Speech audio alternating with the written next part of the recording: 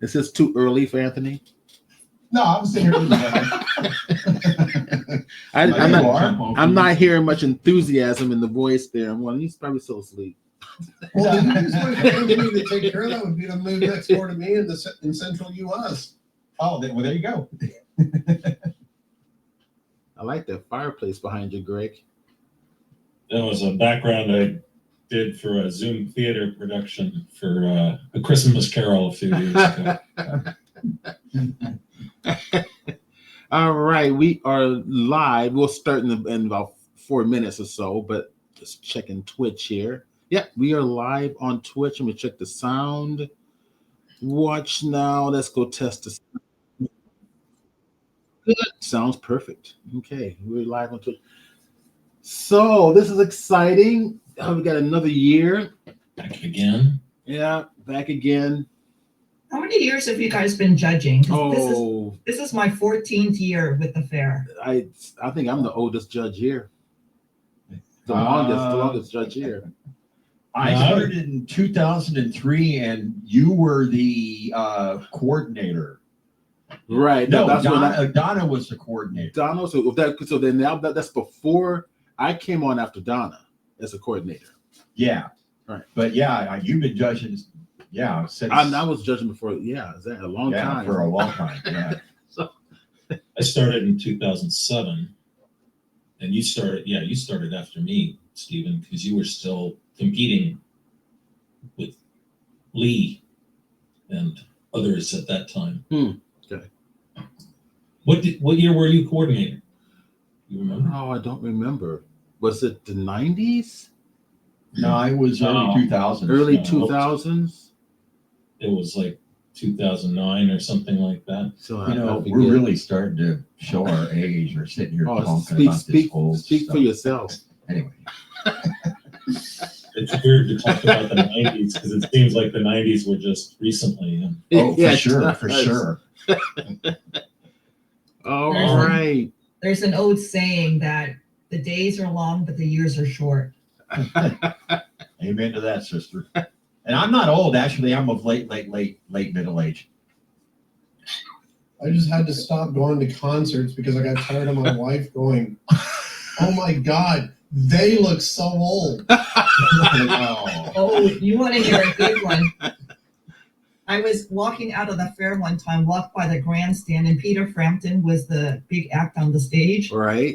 He's balder than me. He's bald. I met him at NAMM. And one of the nicest, and he's very short, but he's one of the nicest guys you can meet. I mean, I got to talk to him for maybe, 33 seconds, but still, Peter Frampton, He certainly didn't look like Frampton Comes Alive. Oh. Can you feel like he does? Oh, wait. Can you feel like you? Oh, never mind. Oh my gosh, we can't go there.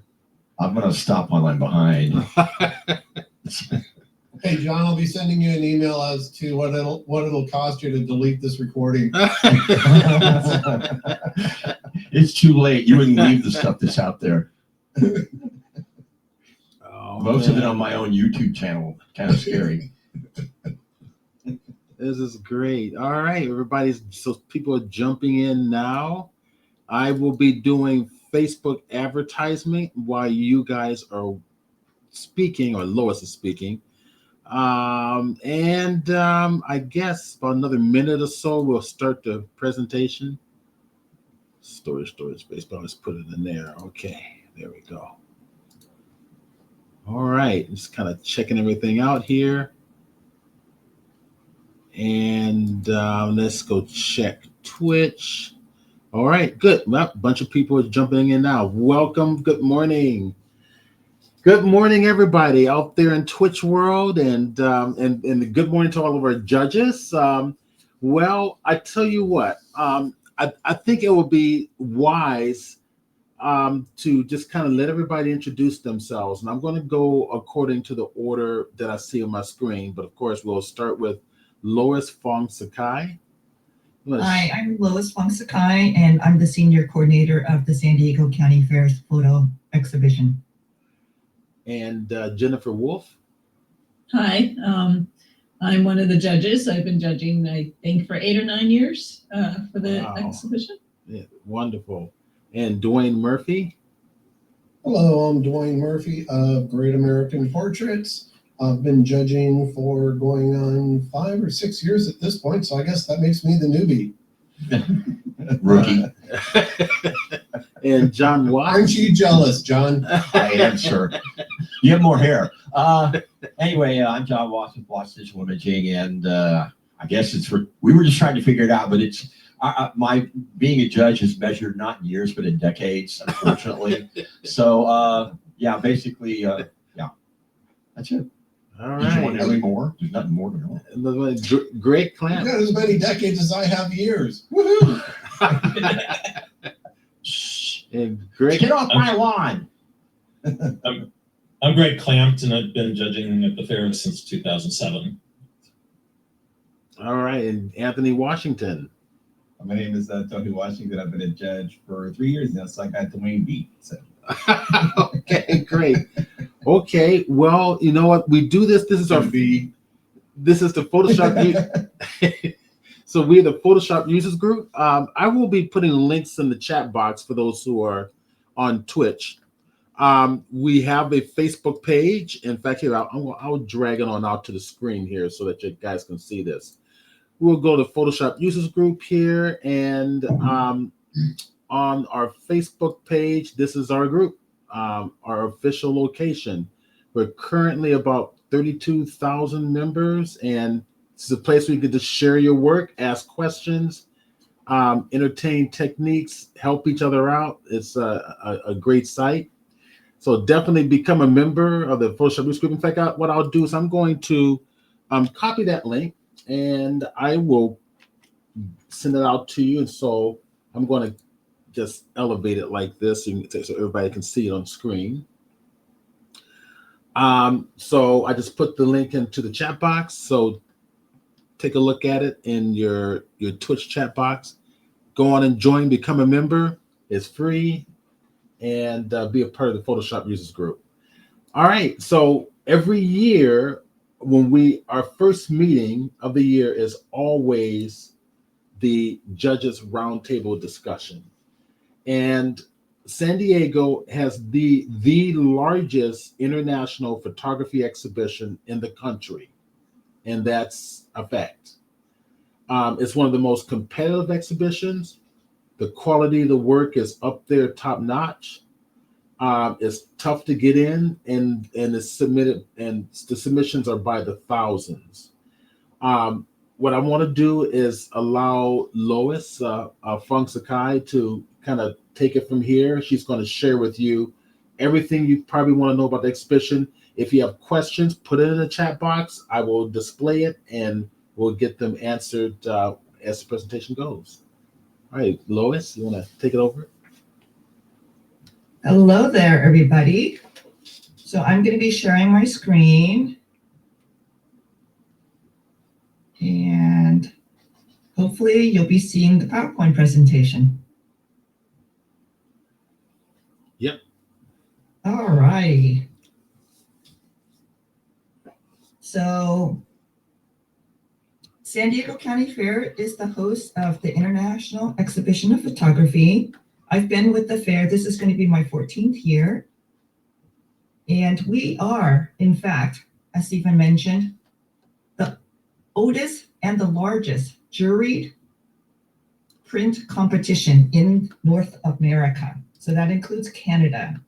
Okay. We started in Balboa Park at the Photographic Arts Building, which is next to Spanish Village, back in the mid-1940s. So because the Navy used to run the photo competition, they would have sailors and other people from all over the world enter the photo competition.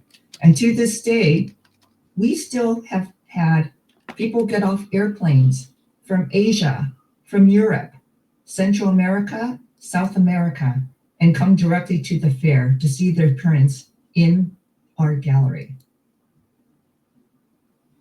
So before the pandemic, we had about 4,500 entries. Last year, we had 3,400 entries. So we only have the ability to hang 1,200 images. After that, we don't have any more wall space. So the chances of your getting in depend on how many entries that we get each year. We have 38 categories this year, including several new ones. So our largest and most popular division are color photographs. We have the traditional spring, summer, fall, and winter pictures. And a few years ago, we started something that's called timeless landscape.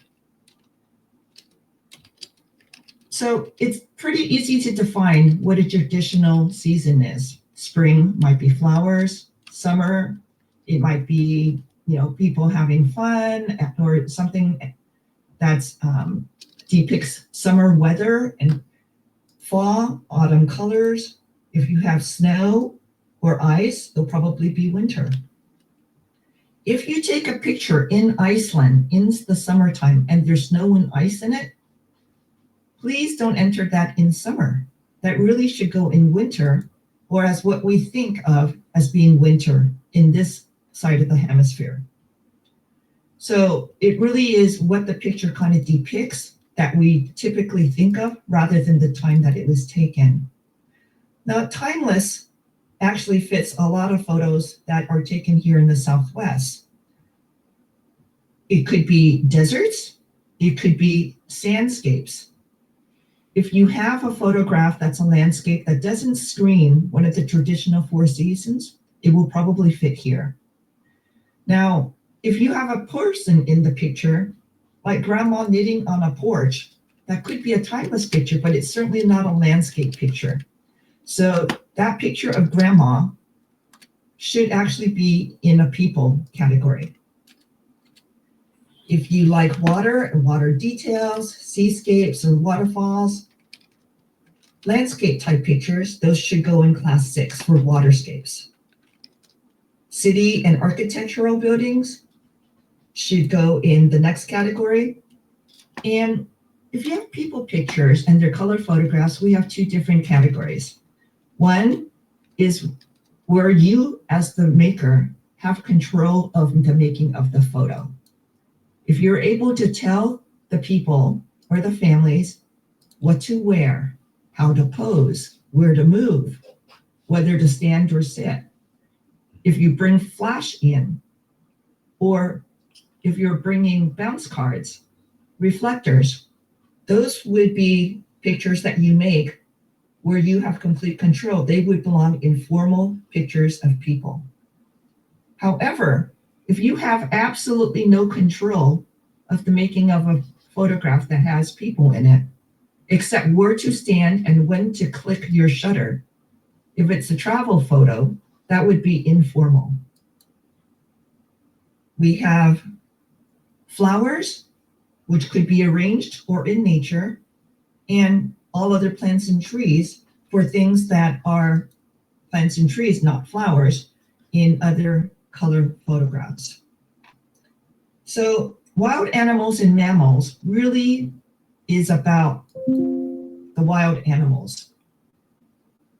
So like dolphins, orcas, killer whales, those are all mammals. However, a few years ago, somebody entered a photograph of a man under wild animals and mammals. And perhaps the photographer thought this person was a wild animal, but it's certainly not what we're thinking of in this category, and that photograph of that person should go in people formal or informal.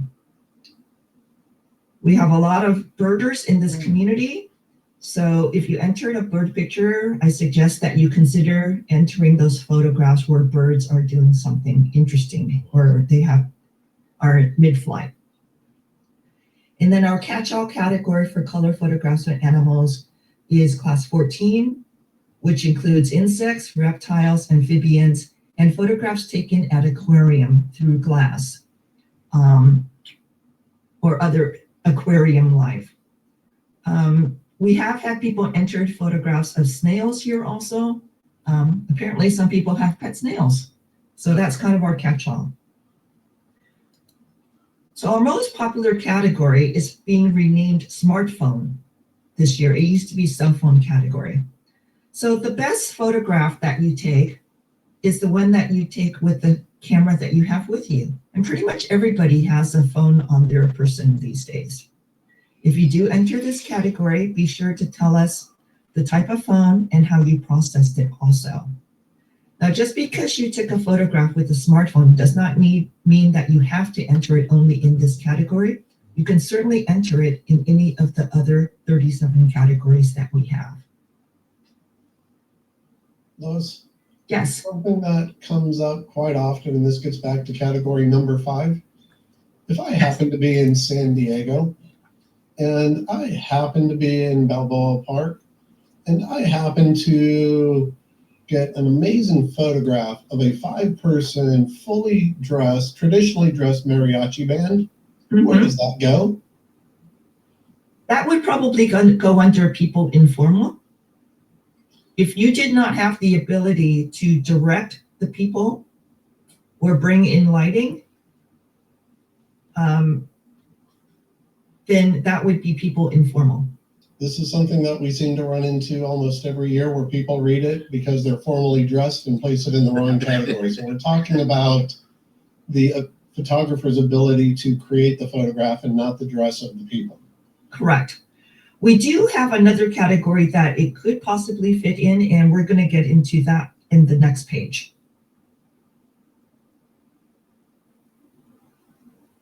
So let me talk quickly about black and white. So we tend to not get as many black and white entries, and I highly recommend that if you have a photograph, turn it into a black and white and play with it and just kind of see how it looks also. We had a photographer that she was in Eastern Europe, took a picture at nighttime of a photo, and due to the lights in the town square, everything in the photograph looked orange. She remembered that photographs that are red and orange can oftentimes turn into beautiful black and white photographs. So she did so, and the judges liked the photograph so much they gave it a first place in black and white architecture in cityscapes. And not only did it win first place there, the judges, all of them, selected it to be the best in show that year. So if you kind of play around with your pictures and think a little differently, you can be rewarded with a beautiful picture. So moving on to photographs that could be color or black and white, the first one is documentary. And so of all of the different categories, documentary photos have the most restrictions as to the type of processing that you can have. So if you think of Time Magazine or the newspaper, think of National Geographic. Things have to be exactly where they are and as you shot it for the most part. You can crop a picture, you can make little pieces of portions of the picture lighter or darker, so that's not dodging or burning. You can turn it into a black and white photo if you so desire. You can put a vignette around the edge of the photograph. But what you're not allowed to do is to move the location of the pyramids, which had happened on a cover of National Geographic several years back. You cannot add anything, you cannot subtract anything, except for perhaps censor spots. It's the most restrictive, and it should hopefully tell a story. And hopefully your title and your description should help tell that story also, since judges can see those during Tier 1 judging, and they may ask for it also. Now, Dwayne, you had mentioned the photograph that you had made or seen of mariachis being performing in Balboa Park. That could possibly fit under documentary also. So just something for consideration, and sometimes it's based on what the maker thinks the photograph should fit in. So we have a question. Yes. If you would explain what you mean by sensor spots. If you have dust on your sensor, you'll have dust spots or dark spots in your picture. So you can go in, you can zoom in 100%, look at your digital file, and you can clone out those dirty spots in your photograph, in your file. If you have spots or a dirty lens, you can get spots in pictures also. If you love taking detailed pictures, that would be macro pictures, or it could even be microscope pictures. Someone actually took red wine one time and dehydrated it and made it into crystals and took photographs using a microscope. Really, really interesting. But it could be bugs, it could be insects, it could be anything that you make larger than life, but in reality is quite small. We have a lot of options for sports activities. We got plenty of surfers. We've got the traditional sports, soccer, baseball, but we think of other type of sports that we have that others may not shoot. If you shoot a sport that's different, let's say dog sledding or people rowing, that's going to be something that the judges may not see that much of, and it may have more impact. Lois, can I ask you a quick question? Yes. Can I go back to the documentary again? Yes. Did you say that as far as dust removal, that can be done in the documentary category? Yes. Okay, I didn't know that. Okay, thank you. That's all I want to know. Thanks. Yeah, but you cannot move anything. Oh, I understand. Okay. Yeah. Thank you, sir. Thank you, ma'am. Let me see. So still life, I encourage folks to go to art museums or even just look up still life pictures just to study them. And what still life is the placement of inanimate objects to tell a story about life. So it could be fruits, a bowl of fruit, it could be flowers, it could be cameras, instruments, anything that you put together to make a beautiful picture of items that you place could qualify in here. So abstract is, I know Stephen Burns, one of favorite types of art is when you can't tell what the item is. If you like to go underwater and scuba or snorkel, this is the category for you, the water experience, where you as the photographer must be underwater or deep in water in the making of that photograph. So I had mentioned on the earlier slide how we had a different category for aquarium. So think about this. If you're going underwater, you have a completely different skill set, and we recognize that. If you take photographs of family members interacting and you have a special moment or them laughing, that's something that would fit in family moments. Nighttime is, of course, after the sun goes down. It could be deep galaxy pictures, could be Milky Way pictures, could be moon pictures.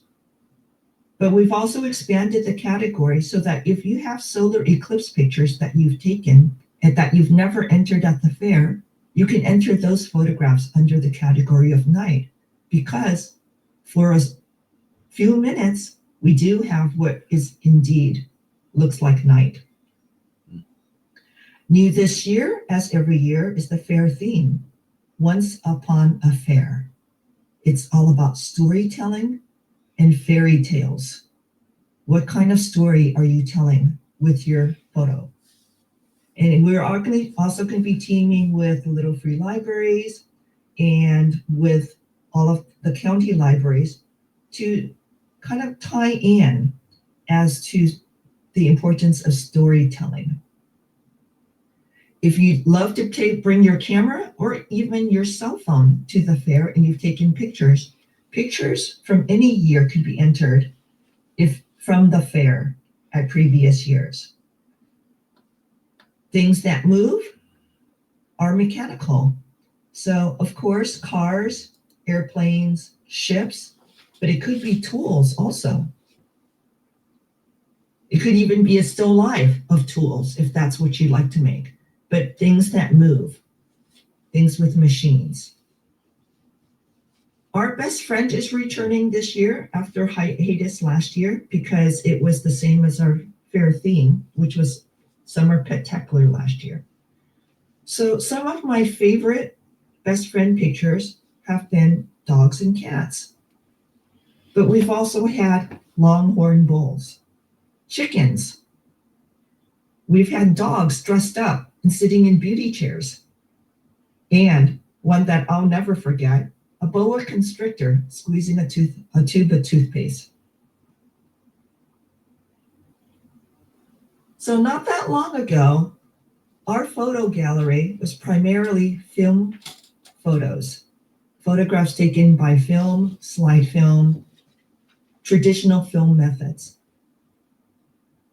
However, in the last probably 15, 20 years, photography has changed a lot.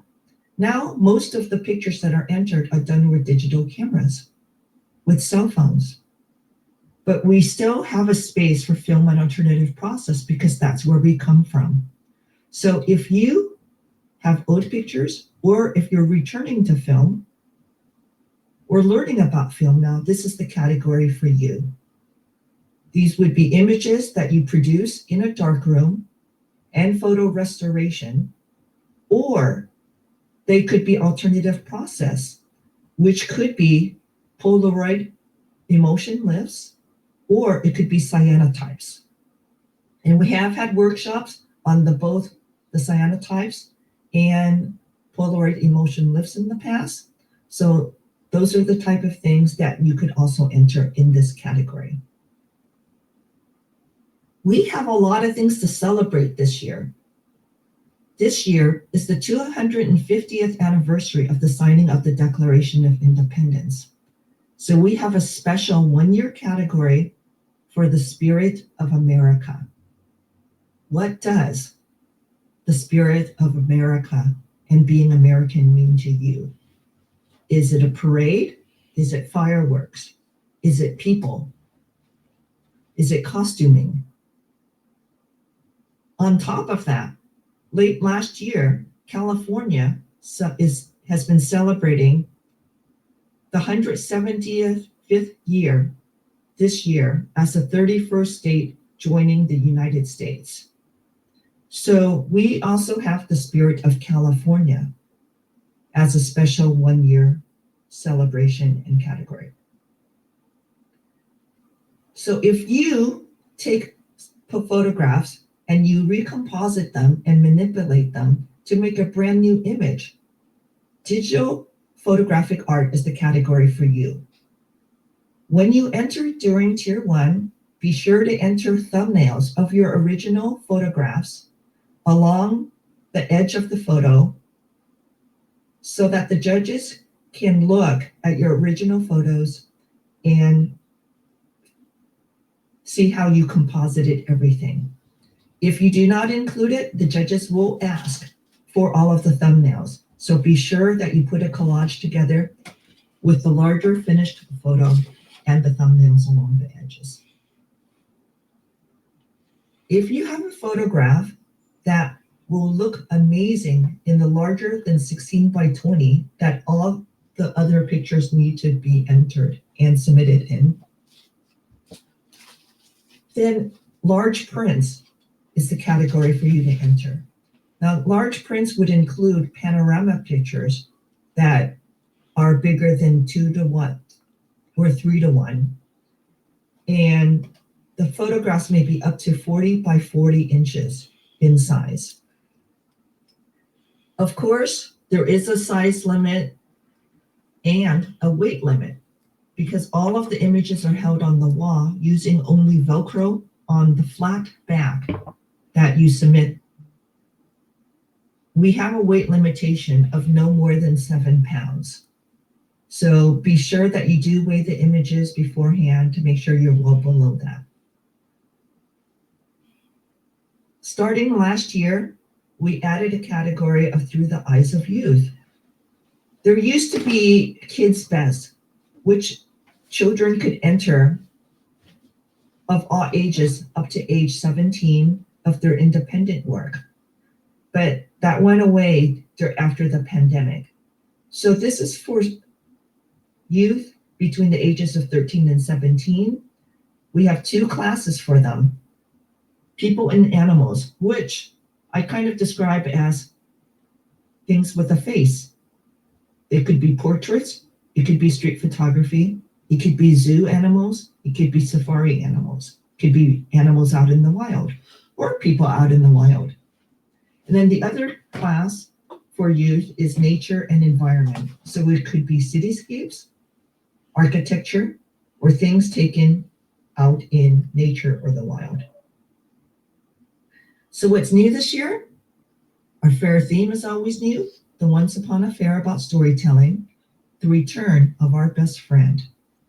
The brand new classes of celebrations, Spirit of America and Spirit of California. Just a reminder that thumbnails are required for digital photographic art. And if you have a young person between the ages of 13 to 17 that practices photography, they can enter Through the Eyes of Youth. When you enter your photographs, for Tier 1 judging, the horizontal limit should be 1800 pixels or about 6 megs. If the file is too big, they won't upload properly. A reminder that no names or watermarks are to be on the photographs, nor should they be in the title or in the description of the pictures when you enter. Except for large prints, the finished dimensions of the ready-to-hang prints that are delivered must be exactly 16 by 20. Please, please, please do measure the prints when you get them from the printer to make sure that they are exactly that size, because that is the size of the template that we have. Please don't open up the box when you get into the gallery to deliver. Because we're using Velcro to put the prints on the wall, we do not allow float mounts because that reduces the amount of space we have to put Velcro on the back. There is a weight limit. And artificially generated work, we're using word prompts, is not allowed. And we have had many times where the judges ask for files of the raw files of the photographs to verify that it is your work. Our entry deadline is Tuesday, April 7th at 8 o'clock. So be sure to enter before that.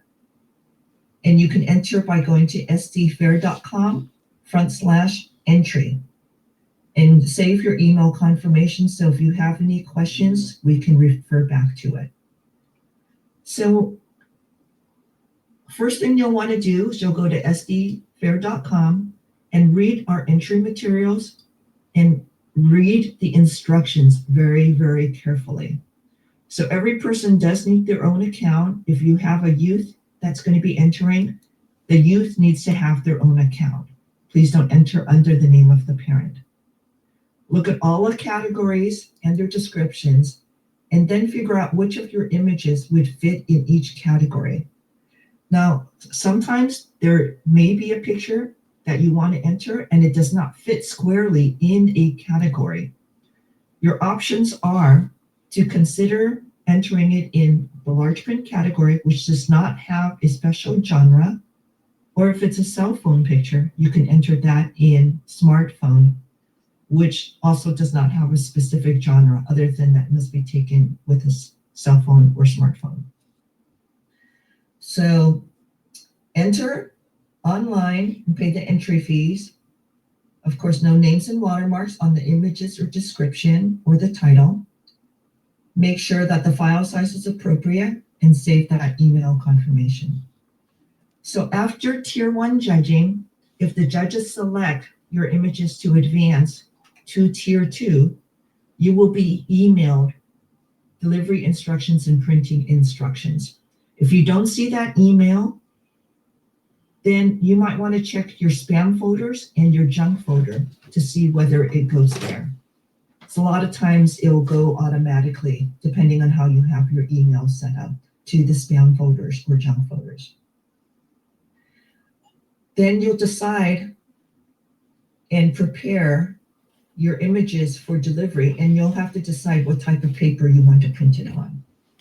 You can print and mount your entries for Tier 2 judging, or you can have somebody do it.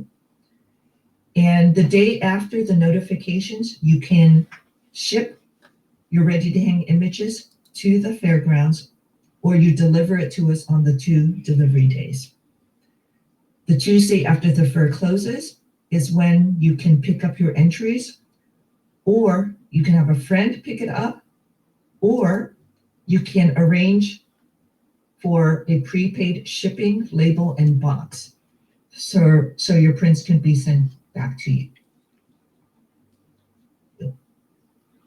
So one of the most difficult things to do for photographers is to decide what pictures you're going to be submitting. So most of the pictures that we take are memory pictures or things that are important to us. It could be your food, it could be your kids, it could be your grandkids. But when you enter a competition, the judges and the public are not going to have that emotional connection that you experienced when you took the photograph. So you need to kind of try to separate out your emotions from what would be a personal image as to what would be appropriate for a show image to be shown in a gallery. So when someone looks at your picture, they're going to be looking for something that will make it stand out from others. And just think of a time when you looked at a photo or an art piece and you thought, wow, that's really an amazing picture. That's amazing painting. That's because there was some kind of impact. And when you looked at that image, you could tell exactly what you were supposed to look at and what the focal point is. The photo or the painting is well composed with proper lighting, and everything is properly exposed with color as it should be. Is the person green because they were not feeling well? Or do you need to kind of adjust the tone of the color tone of the picture to make it better, to make it look more accurate? And is what's in focus actually what they're supposed to be looking at? And are the elements that are supposed to be sharp actually sharp? Oh, we're done.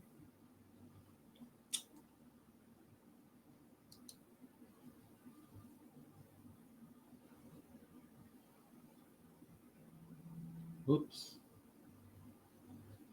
Interesting. I'm not hearing anything.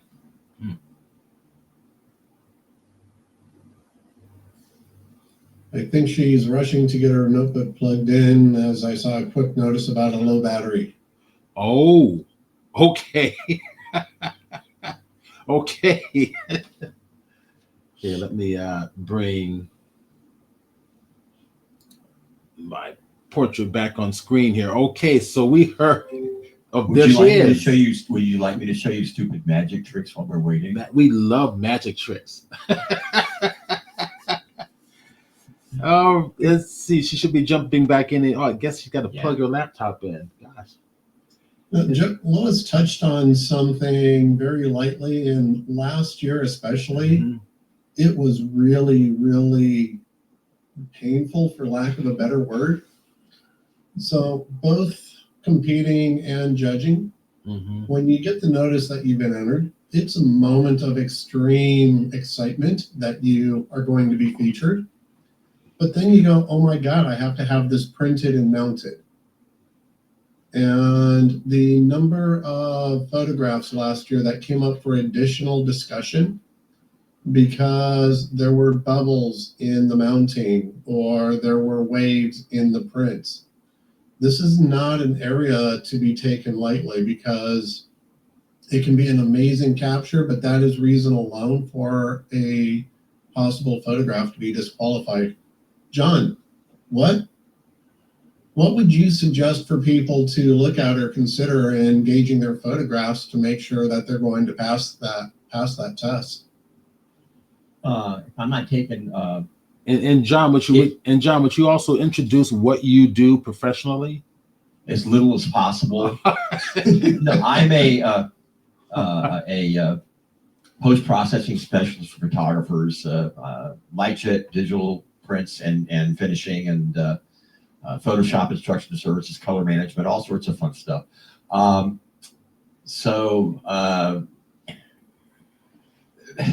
Here's the thing.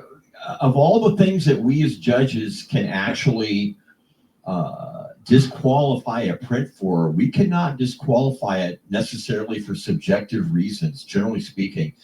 In order for a print to be disqualified, all three judges, there's usually three judges judging a particular image, have to agree. And the only legitimate reason to kick one out is like what Dwayne is saying, is for bad mounting, we've seen, I know Stephen and I can relate, and Lois, anybody, Greg too, we've seen prints that had made it through that had a footprint on it. Okay, on the outside of the mat. You know, make sure if you've got a physical mat, make sure it's clean, not bent corners. That's the kind of stuff when you get right down to it. Oh, that's Lois. Lois. That my doorbell? That is Lois. I am so Okay. sorry, guys. I thought I had my plug plugged in, and I didn't have it plugged in. Well, go ahead and share your screen. Okay, I got it. Let me get back into my file. To be continued, Dwayne. Absolutely. I am so sorry, guys. Well, we were telling jokes about you while you were gone. Thanks, So- guys. I appreciate it so much. Hey, give us a chance to get a word in edgewise. Oh my goodness. I think I may have just uninvited So myself. first time for everything, right? Oh, no. Okay, I'm just queuing everything up first, so. Okay. While Lois is doing that, I'll chime in on the presentation thing. Presentation is everything. When you get down to the print, the little details, nothing in that frame or the mat or the material that you use should be taking away from that image. So making sure those outer edges are clean, making sure if you're using a mat that the inside edges of the mat are super crisp and clean and square, professionally cut. We've seen things that look like they were cut with a kitchen knife. And not so much in recent years, but they come through every once in a while where somebody cuts their own mat, and it'll take a great picture and then pull our eyes in, out of the picture into the presentation. Yeah. There's something to be said for creating the image in camera and then being able to create that all the way through to the final product. So when you actually want to try and learn how to mat yourself, if it's your first time, have somebody else review it and then compare it by taking it out and maybe having another copy matted through a professional matting company. That way you have an option. And Dwayne brings up a great point. You can show your print to Aunt Matilda, she's going to love it. But show it to somebody who's going to say, no, it needs some work, or that looks great. If you're not a member of a camera club, I mean, not only are you going to make great friendships, but the wisdom and knowledge that comes from these camera clubs is just amazing. So anyway, I'll shut up now. And go to community galleries too, and just go purely to look at presentation, Right. And think about what is in there that Right. people are doing that works really well and what doesn't in terms of, do you mat your piece? Do you do it full bleed off the edges? What kind of work works for that? What kind of resolution works for going full bleed? Keeping in mind that a full bleed image, if it falls off the wall, it will get scratched. Whereas if you have a matte cut and some separation of the image from the face of it, you protect the image itself. Right. Yeah. So that's an important consideration too. And Wow, what you guys don't need me. You know everything. No, actually, well, you must apologize because Dwayne asked a really good question about presentation, which everybody's been kind of talking about. That's the only reason we really weren't telling jokes about you. I just want you to know. No, But, it's okay. I deserve everything. Anyway, so All right. let's Is the slideshow up again? no, not yet. Go ahead and share your screen. not yet. You should be able to share. Okay, let me share. There we There are. we go. Okay. Back in business, guys. Thanks for Now- your patience. We're now back to the featured presentation. All right. So issues that we do see during the judging process, tier 1s and tier 2, is if the picture doesn't have some kind of a wow factor and it's not clear what the judges are supposed to look at. If you have bright areas, are they overexposed so that there's no detail? And if you have dark areas, in the shadows, are you able to see some kind of detail? Because typically that's important. Just judges are looking for that. If you're processing in Lightroom or in Photoshop or any other software, the sliders go both ways. So just because you can bring something up to 100% in saturation or in contrast does not mean that you should do so. So bring it back down a little bit and kind of check as to whether certain colors that you have on your screen exist in nature, or if that's actually the way that it should look. And if you oversaturate some colors, it can actually make your pictures blotchy and you can lose detail. And printers won't be able to necessarily print everything that you see on screen. If it's a landscape picture or a horizon picture, unless you are purposely trying to make a photograph that has a Dutch angle, take a few seconds to straighten out your horizon lines. Because just a few degrees off can give people kind of like an uneasy, kind of dizzy feeling that there's something not quite right with the photograph. If you have sensors that have spots on them, those will show up in your image, or dust on your lenses, or lenses that are dirty. Do zoom in on your pictures to make sure that you get rid of those sensor spots and dust spots before you print. It's so disheartening when you take all this time to get your camera gear out, set up your gear, take a picture, wait for the right moment at the right time. You go home and the picture looks okay, but when you print it, there's nothing worse than finding out that you have spots all over the picture. So take some time to check for that before you print. So the late David King, who was a commercial photographer and the head of the photography department at City College, used to say that more information is not always better in a picture. If you crop a picture, or there could be multiple elements in one photograph, consider making the photograph tighter so you can tell better stories. Sometimes if you have too much information, you may have 3 better pictures inside of the one big picture. And by cropping it tighter, you can tell that story better and make it more clear as to what story you're trying to tell. John, did you have a comment? Yeah, that was one of Daveism. We call them Daveisms, and it was like, we as judges know there's an image in there somewhere, but it's not up to us to find it, which is really a very Dave way of saying what Lois is talking about. So that's all. Okay. If you have something in the photograph, unless it's photojournalism, and it's taking your eye away from what the story that you're trying to tell, go ahead and tone down the colors of that one or the brightness, or you can clone that out so that it becomes more apparent what items you want the viewer to look at.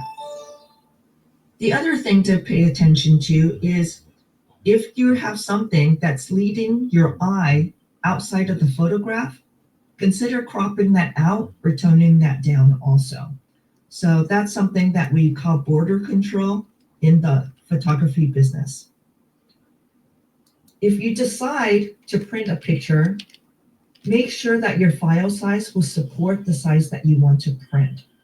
So a small resolution file will not print well as a 16 by 20 or a large print up to 40 by 40. So take a look at your file size and see whether it will support the size that you want to print. We had somebody print a photograph one year in color photographs in all other plants and trees. It was a bonsai plant against a blue sky. I still remember it. And instead of printing it at 16 by 20, he made it like a 5 by 7 or an 8 by 10. And I asked the photographer why he decided to print it smaller. And he said that the photograph was not as sharp as he would have liked. And it would not have stood up to making a large print. So he made it a smaller print. And it did have impact. And the judges agreed because they awarded it a first place ribbon. So larger is not always better. And because we do have a gallery, it's an art gallery, but of photographs, the quality of your printing and the mounting and its presentation does matter. So take some time to make sure that it looks nice. So when you enter, the photographs that you enter are going to be judged during tier 1 on calibrated computer monitors. So these are the settings. You'll be looking at 6,000 degrees Kelvin, luminance of 110, and a gamma of 2.2. So as you start processing and regularly recalibrate your computer monitors to match. So pictures will look different depending on whichever substrate you have them printed on. I always recommend, and I have done in the past, use the same photograph and had it printed on 5, 10, 15 different photo papers, just to kind of see what they look like when they're printed. If you don't like the way it looks, reprocess the images.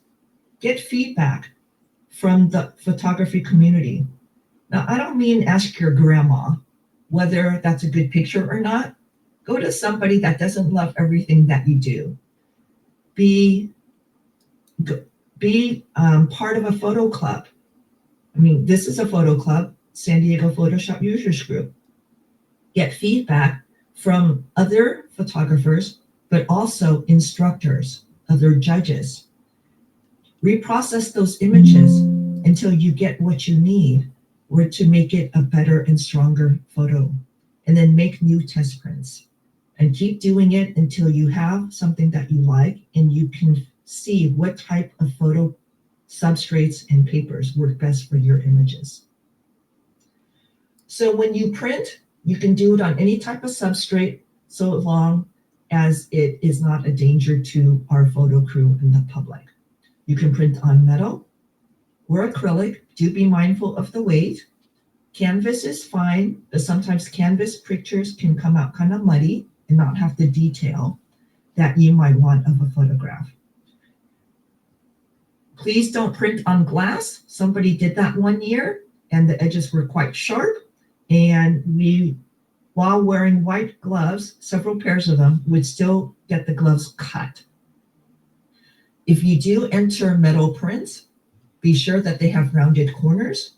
If you bring in anything with a sharp corner, we will hand you some sandpaper and you can go out in the lobby and sand down the round corners so that they're not of danger to anybody anymore. Float mounts are not allowed simply because We affix Velcro to the back of all of the images, and float mounts while setting the photos away from the wall will give us a very small footprint to put Velcro. So it's not as securely adhered to the walls. Except for large prints, the finished dimensions of all ready-to-hang entries delivered must be exactly 16 by 20. Yes, we do measure. And if it's not the right size, please don't argue with me and say that it's close enough. It must be exactly 16 by 20. And the only other exception to the 16 by 20 are images that are entered specifically in large prints. And they can be panoramic prints. And in our entry materials to say that they must be greater than 2:1 or 3:1. And the limitation on that is 40 by 40.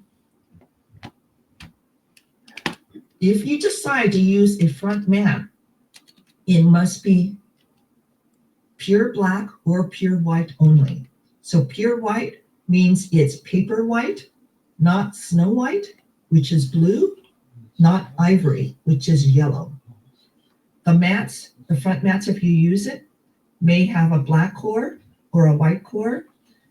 We do not allow any color mats or mount boards, and you can only use one mat. With your acceptance email, you will get a digital tag with a thumbnail of your accepted image for delivery, and you should place that on the back of the picture in the orientation that your photograph should hang. And of course, no names, signatures, or watermarks on the front of the image or on the mat, because we do have a completely blind judging. So if you decide to do the mount on your own, these are the supplies that you'll need. You'll need a window mat with an exterior dimension of exactly 16 by 20.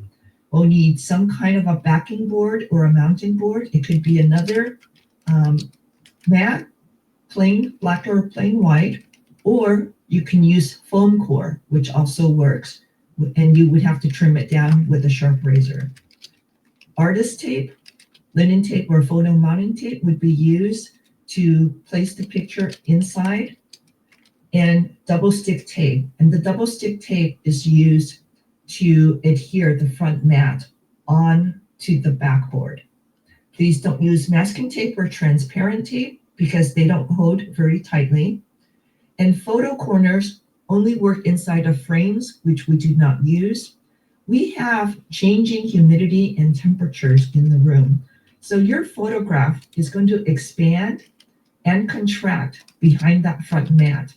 And if you have photo corners, when your photo and the paper expand, it's gonna pop off the front mat, and the front mat will come off, and we'll find it on the floor. Also, because of the changing humidity and temperatures in the room, the use of spray glue to mount your prints can cause bubbling of your prints. We have this in the entry material also. These are directions on how to mount your photograph with the front window mat and the mount board. So you can go back to the entry materials at stfair.com. And then these are the directions, which we have also in the entry materials, how to do the mounting inwards. So we have some photographs here of presentations that did not work. On the left, we have someone that used masking tape to put their photo together, and that's not permanent and tight. So when you do the presentation, we ask that you put the photograph on the backboard. And the reason being is that if your front mat comes off and you have taped your photograph to the front mat, your photograph will fall to the floor also. And that's depicted on the right picture. Please be sure to use a sharp blade when you cut your mat, because when you don't, you will have rough edges along the edge of your mat or in the mat opening. So here they used a dull blade which does not look very nice. And judges do judge based on presentation. So this is an art show. There was a mounting board that was not properly square, and so we got weird edges showing. And we had some sort of a knife slip or unclean edge here also for the mat. So this image was delivered without a front mat, which perhaps might be okay, but the challenge here was that the photograph was mounted to the back mount board and it was not square. We have a couple issues with this one. One is that it's not a single mat. This was double matted, which would cause it to be disqualified. And the mat was ivory, not a plain white. So I know if they only use the front mat or just the black mat, it would be fine. But note that some mats, such as this one also, can weigh a lot. And if you don't have enough double stick tape to adhere that front mat board to the back board, a heavy mat will fall off the wall also.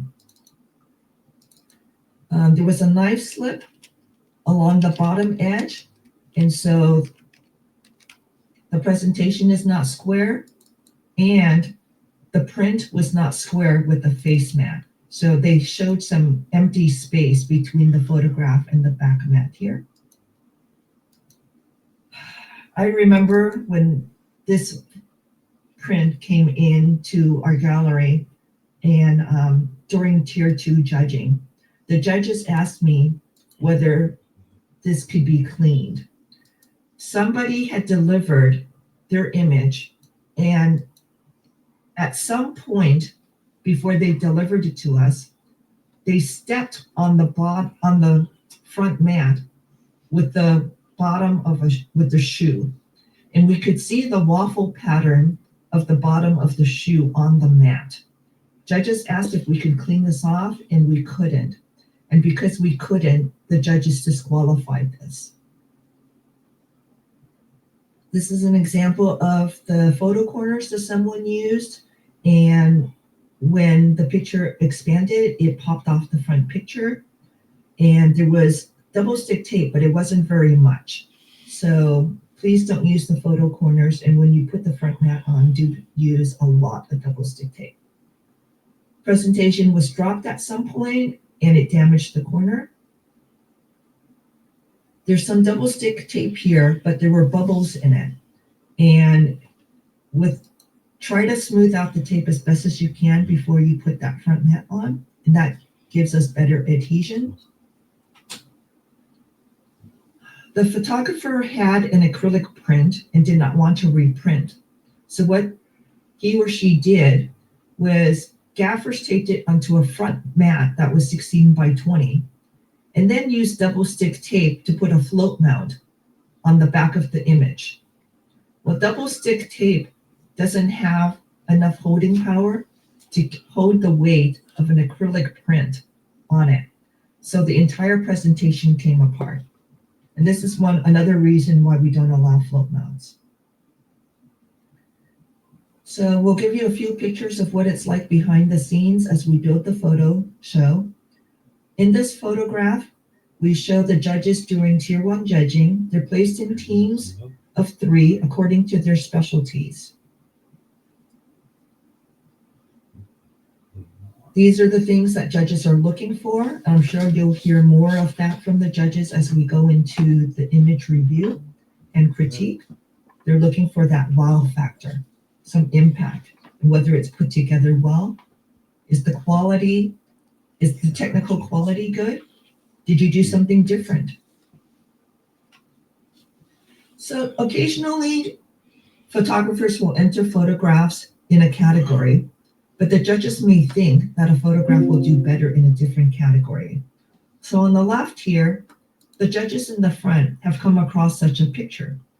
So they've pulled the judges from the potential new category to come and look at the image on the computer screen to find out whether the new judges in the new category are willing to accept the photograph in that new category. We had a photograph that was entered in sports. It was of a young man, and he was being hugged by his parents. It was a very emotional picture. And the judges that were judging this category did not see, they couldn't figure out what sport it was.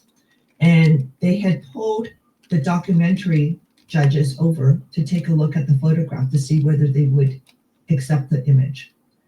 The judges did accept it, went into the new category, and the night of the artist reception, the photographer and the people in the photograph came into the gallery and couldn't find their picture in sports.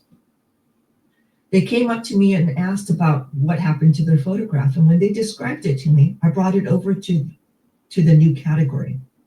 In that new category, it won a blue ribbon. So just because you see a picture as being one thing doesn't mean that the judges may not see it a different way and that it may do better in a new category. This is what the gallery looks like when we first take receipt of it, and everything that we use to build the competition and the exhibit is in here. This is a picture of when people deliver all of their images. So you check in and we check the size to make sure it's exactly 16 by 20. And anytime we handle your prints, we wear white gloves so that we can protect your images. During Tier 2 judging, we have photo handlers that handle the pictures. Everyone, again, is wearing white gloves. The judges may ask for the name, the description of the picture. They may ask the photo handlers to move the pictures closer or further away or tilt them down so they don't get the glare of the room. On the left here, we have judges that are trying to decide on how the pictures should be, what should be at first place, second place, third place, fourth place, and honorable mentions. So the judges will have the print handlers make 3 piles. It will be yes, definitely, accept, and hang in the gallery. No, we do not want to hang that in the gallery.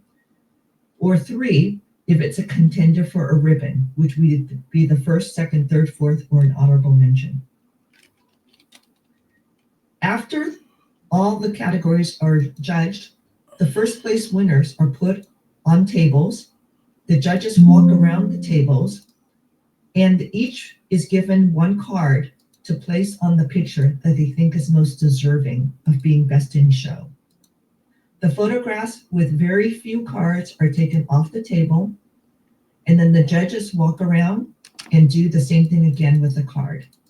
We have had best in shows selected after anywhere from 3 rounds of voting to 13 rounds of voting. And the year that it went 13 rounds, the separation of votes from first place to the runner-up was 1 vote. And that year, interestingly enough, the public selected the runner-up to be the to be the People's Choice Award. These are photographs of our print handlers and our judges from the last 2 years. And after the judging, we put Velcro on all 1,200 pictures that are moving on to be in the photo exhibit. And the right is what the gallery looks like when we open up. So these are very important dates for this year. Entry deadline is before 8 o'clock on April 7th. That's a Tuesday. Notification as to whether you should bring in your prints is going to be on tax day, April 15th. And shipped entries may arrive the day after, all the way up through May 12th. In-person print delivery will be on May 11th and 12th between noon and 7. And the artist reception is going to be the first night of the fair. Now do note that if you come to the fair that opening day, we will not be placing first through fourth place ribbons until that evening after the artist reception. And entry pickup will be the Tuesday after the fair closes between noon and 7. If you're unable to pick up in person, you can have a friend pick up Just give them your claim slip, or you can give us a box with prepaid shipping for us to send it back to you. Again, the artist reception is going to be the first day of the fair. And these are important dates as far as educational opportunities. We're one of the only venues, the only fairs and exhibits that allows the public to have access with our judges. So we have the Judges Roundtable on June 13th. And then the next weekend, we have the Judges Critique on June 20th. We have Photo Club Day so that you can meet people from other photo clubs and decide which ones you want to participate in. We have 2 competitions during the fair, the photo shootouts. They're going to be on Sunday, June 21st, which is Father's Day, and then the week after on Sunday, June 28th. And with the price of admission, you get 1 ticket at roll call for that day. You can take pictures at the fair, come and eat the food at the appointed time, show up in our photo gallery. We'll tell you what the fair theme is for that photo shootout, and you will go out and shoot for that theme for about an hour and a half. Come back with the 1 picture that you want to enter. It could be a cell phone picture or a big camera picture within in-camera processing, and we'll have live judging and ribbons. And then we don't know who we're going to invite yet, but one of our last panels is going to be our tips from photographers. But it's always photographers that have a lot of success at the fair. Some of them could be first-time entrants, others could be more seasoned entrants. And we have workshops pretty much every Friday, Saturday, and Sunday in the Veranda Cafe. We haven't finalized the presentation schedule yet, but we're going to have workshops. And last year we had Eric Joseph, and he's going to be coming back again this time. And we always enjoy having hands-on presentations also. And I think up here we have we had cyanotypes and also Polaroid emotion lift last year also, and critiques. If you are not going to enter this year, but you still want to be part of the fair, we have opportunities for you to consider joining the photo crew and work with us. So the photo crew commitment is from May 4th through July 8th, and you can help us build the show. Or if you're not going to enter, you can be a volunteer and help us during print delivery or print pickup. And it's really a great way to learn about photography if you're part of the photo crew. And I think it's really fun to be able to see the best 1,200 pictures every single year in the gallery, every single day as part of the photo crew. If you don't follow us already, you can follow us on our Facebook page, which we're more active on. So here's the QR code. It's SD Fair Photo Coordinators. So that's our Facebook page, SD Fair Photo Coordinators. We can leave that up there just a little bit for everybody to kind of take a picture of it. Okay.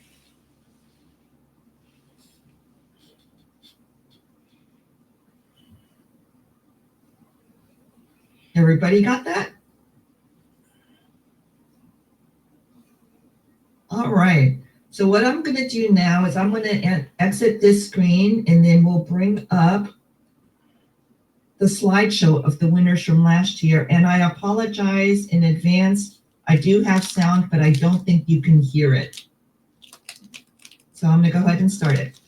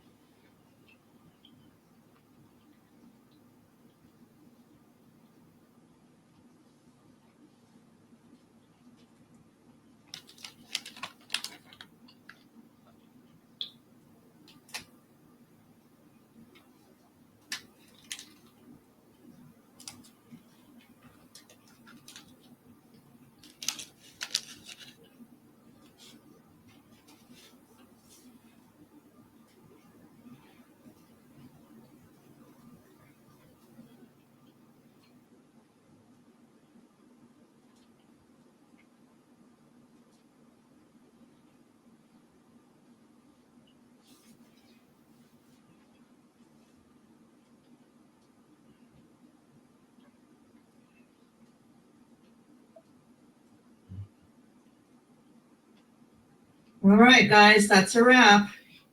Oh, that's fantastic. Lois, you are wonderful as usual. Well, this is the time where we are going to take a 15-minute break. And when we come back, we're going to have the judges live. I've some submissions of people who submitted at least 2 of their images that they're going to do. They're going to talk about, do a little critique. They're going to kind of talk about how they would judge as judges at the International Photography Exhibition here in San Diego.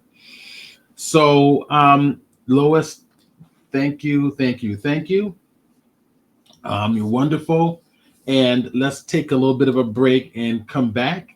And in 15, so I'm going to bring up our little 15-minute timer and maximize it. So let's do snack break, bathroom break, stretch your legs, whatever you want to do. And we'll be back.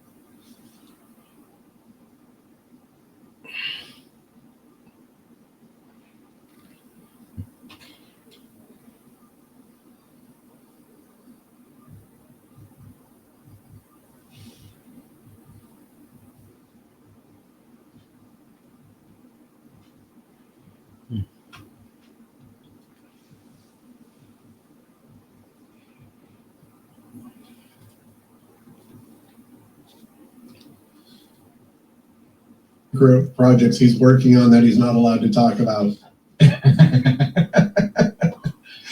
Yeah, so I can't talk about that. No, no. It's one of them will be announced next month at Sony will talk about it more in detail next month. I'll say that much. Cool. So that's one of them. Currently, I'm been teaching at Cuyamaca College for the digital illustration and web animation for them now. So how's the teaching going on at Cuyamaca College? It's great, man. I mean, like my semester with the students for digital illustration was all in person, so I was at campus teaching students, and I brought everything I had for those students, so they had to learn how to make an IP. That's what I based the whole course around, and so I taught them how to do illustration, everything in digital. So everything was done in Photoshop, anything from character design, turnarounds, matte painting, photo bashing, storyboarding, all of it. I was teaching them for 16 weeks straight how to basically create your own IP. So they created their own character, their own storyline, made their own ads and posters and banners, and so they went off, and I was super proud of all of them. So now some of those same students carried over to my web animation setup now, and that one's 100% online, so I don't have to be in at school or on campus for that one, but I get to they still get all the same curriculum that I would do. I'm just recording videos weekly for them and making sure that I'm grading and available for Zoom calls throughout the week for them, and so it's different, but I definitely enjoy that whole process. So if any of you guys are interested in teaching it, please let me know. So, yes, and have to ask, is there a week where you actually take that animation and say run it through Lychee or one of the others so it could actually be turned into a 3D print? Because I think Stephen would love to hear about that. If there is a way where I'm able to integrate that too, because that's one of the things that I know I've personally talked about is trying to get 3D printing integrated. Well, bring me in as a guest speaker.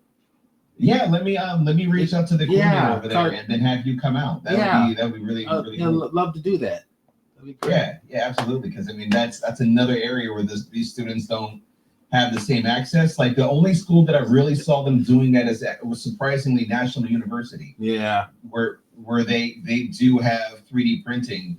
So the students I worked with the Biology Through Art organization at National University, and they do have like one of the things that they have the students do. They have to actually do a 3D print. So they have to do 3D modeling and make their own organism or creature and as a printable 3D model. So I was like, no way. I don't know what I want to. This is exciting. They look at it. I mean, my whole career has gone toward 3D printing now. So I've been doing big projects for people, all over the country. So it's is fun. that something you would want to teach, like absolutely, on a college level? Yeah, absolutely. Okay. So let's connect me up.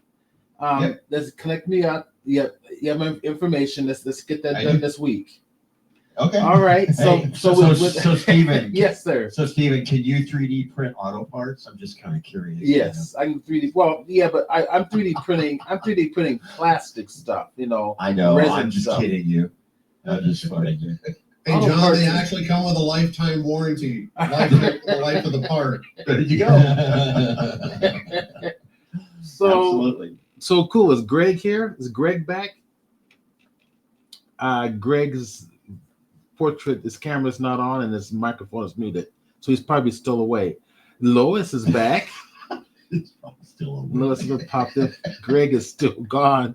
All right. So this is the portion where we bring on the judges. And I have, actually, let me open up a bridge real quick. And I have some submissions. Now, by the way, for those who are on Twitch, who are watching this broadcast, I'm going to post this up again.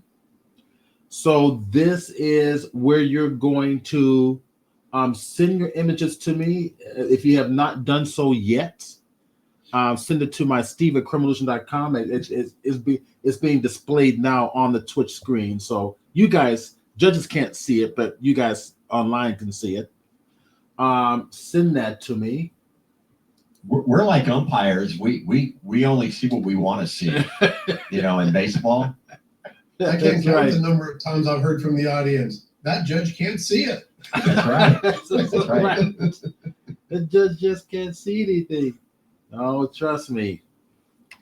Okay, I'm gonna bring up Bridge, and where's Bridge here? I'm having no problems today. Come on.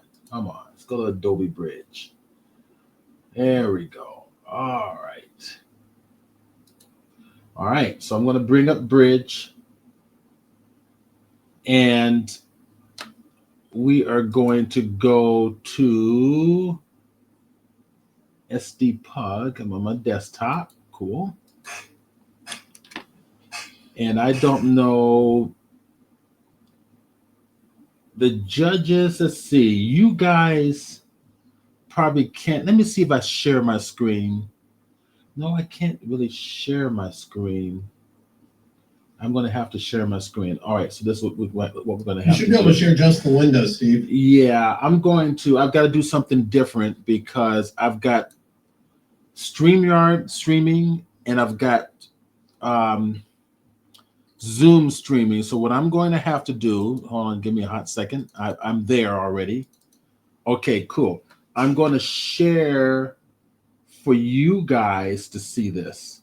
So it should not affect the Twitch people. It should not affect the Twitch people. So let's I'm going to share that screen here for you guys. Okay. Interesting. Ooh, we have access to all of Steven's top secret files. Yeah, so that's okay. So then that's there. So that means I should be able to move this over here. Oh, good. It does work that way. Okay, good. I'm good. All right. So Zoom has automatically started sharing the screen that I wanted to share. All right, now I've got about several submissions here. Steve, you never have enough tabs open in Safari. I'm always playing around on the internet, so I got tons of tabs open. It's a weird thing. It's like being a creative. We like that cluttered, messy space. Says Yeah, and I'm having fits of PSTD right now. I mean, I've never met an artist that doesn't have a messy space. And I have a theory as to why that is. I had a friend of mine in photography. I went to photography school at Palomar College, and my friend at the time, a fellow photographer, Ping Na Yoon, Chinese guy, always had everything organized, nice and neat in his folders, photographs, negatives were perfect. And it's like, but his stuff was pristine. It was he produces great work. It's like, how could everything's organized, it's neat. How could he be an artist? Then he allowed me to come to his house one day, and I went back in his bedroom, and it was trashed. Okay, he's an artist. Okay, cool. So we are going to start. We're going to start in kind of alphabetical order here. Aaron Houston's first. So we've got about a total of about 6 submissions. We should get more than 9 submissions every time we do these things. People are shy. They're really shy about submitting their work. But if anybody is interested, send your work and then let me know in the chat box. Let's see. Someone just said they just sent theirs now. So let me go get yours right now. Real fast. Let me go check. Give me a hot minute. And I'm going to check right now. There it is. Deborah Jones. Found you. Okay. I'm going to save all attachments. We are going to make a folder for Deborah Jones. You might see it pop up in Bridge. Deborah, let's see. I probably misspelled that there, but no, it's a creative. You know what I mean. That's right. I've seen different ways how Deborah to spell. So, oops. Hold on a minute. That's not how I meant to spell it. That was a typo. That's a very artistic way of spelling it. Okay. All right. So there. Okay, cool. Let me make sure she's in there. Yep, everything's there. Okay, Just great. because Steven hasn't muted me. If you're thinking about submitting, if you're thinking, submit it now. It's the best way to learn. Please do. All right, Aaron Oh, Hughes. you guys quit picking on him. Oh, this is normal. I get this all the time. That means they care. Now Aaron submitted 3, so I'm gonna. All right, so let's kind of move things out of the way here. All right, this is Aaron Houston, Angels Ladies. So we see your email here on my screen anyway. Yeah, I got email too. You got email. Oh, whoa. It's very nice email though. Yeah, I mean, it's pretty Steve, I'm a little organized. concerned about what you have going on every Hold Sunday on. A morning. little too busy, Steve. You need to get some of that extra noise out of there. Focus in. There we go. Okay, wait a minute. That's odd because I told it to share. I mean, stop to share for you. All right. That was a headline. Gosh, this is gonna be one of those days. I think All right. Diana Ross and Supremes did that song. Stop the share for you. Okay, let me find out where. Okay, so this is. Oh, I see. My only defense is Steve invited Oh, us. I see. Yes. The share for you. All right, so Thank you, this Dan. is it. Okay, do you see it now? Hurry up, Stephen. Okay, do you guys see it now? Oh, yes. Angels Ladies. Okay, Absolutely. perfect. Okay. All right.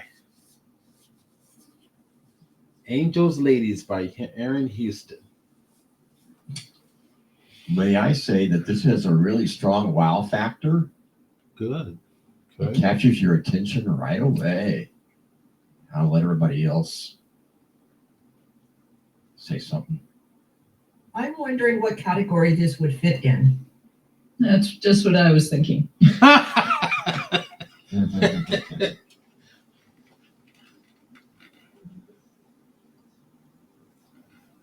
And I think, Well, go ahead. could go in that. I mean, it could go in landscape. I don't know. I mean, there's. Could be landscape, it could be documentary. Isn't there a category called Other? Large print. Do you know how large that category would be? What's the landscape? It's not the landscape category. It's not seasonal. The Non-seasonal, non-seasonal one. timeless. Timeless. Timeless, and that timeless Although- would be good. I was going to say that has a lot of timeless aspect, a lot of aspects of time in it. So, you know, It's Justin, really what are your dramatic. thoughts about the clouds? Because you have a tinge of blue on the right side, but the left side looks like it's been selective. Meaning, perhaps what- the what do you mean by photographer selective? could do a little better job on the mask on the right-hand side. on the right hand side. I didn't even notice that until you said something. What are you noticing? And judges, what are your thoughts regarding color splash? Because this kind of leans toward color splash. What are your thoughts about that? What do you mean by that? Selective color and Oh. everything else black and white. Yeah, I think that the background on this is muted on its own. I don't think it was, made monochrome and then done the selective color splash. Maybe enhanced a little bit, but not, just for that purpose. I'm going to touch on maybe three points as I go through. I try to judge everything according to the 12 elements of a mirrored image. So when this comes up, it's got great impact. The color differences between the grays and lightish browns on the left, contrasting with the yellows in the sign, really cool. It's got cool storytelling because it's showing two different periods at the same time. We've got Angels Ladies, what used to be a very prominent brothel, now closed, condemned. So it's withering away. That's kind of cool in where it's telling that story. Mm-hmm. The composition becomes a little bit confusing with some of the questions coming up. So we've got color differences in the clouds, but I'm not sure if those are technical issues or if that is because of how the clouds are actually breaking up.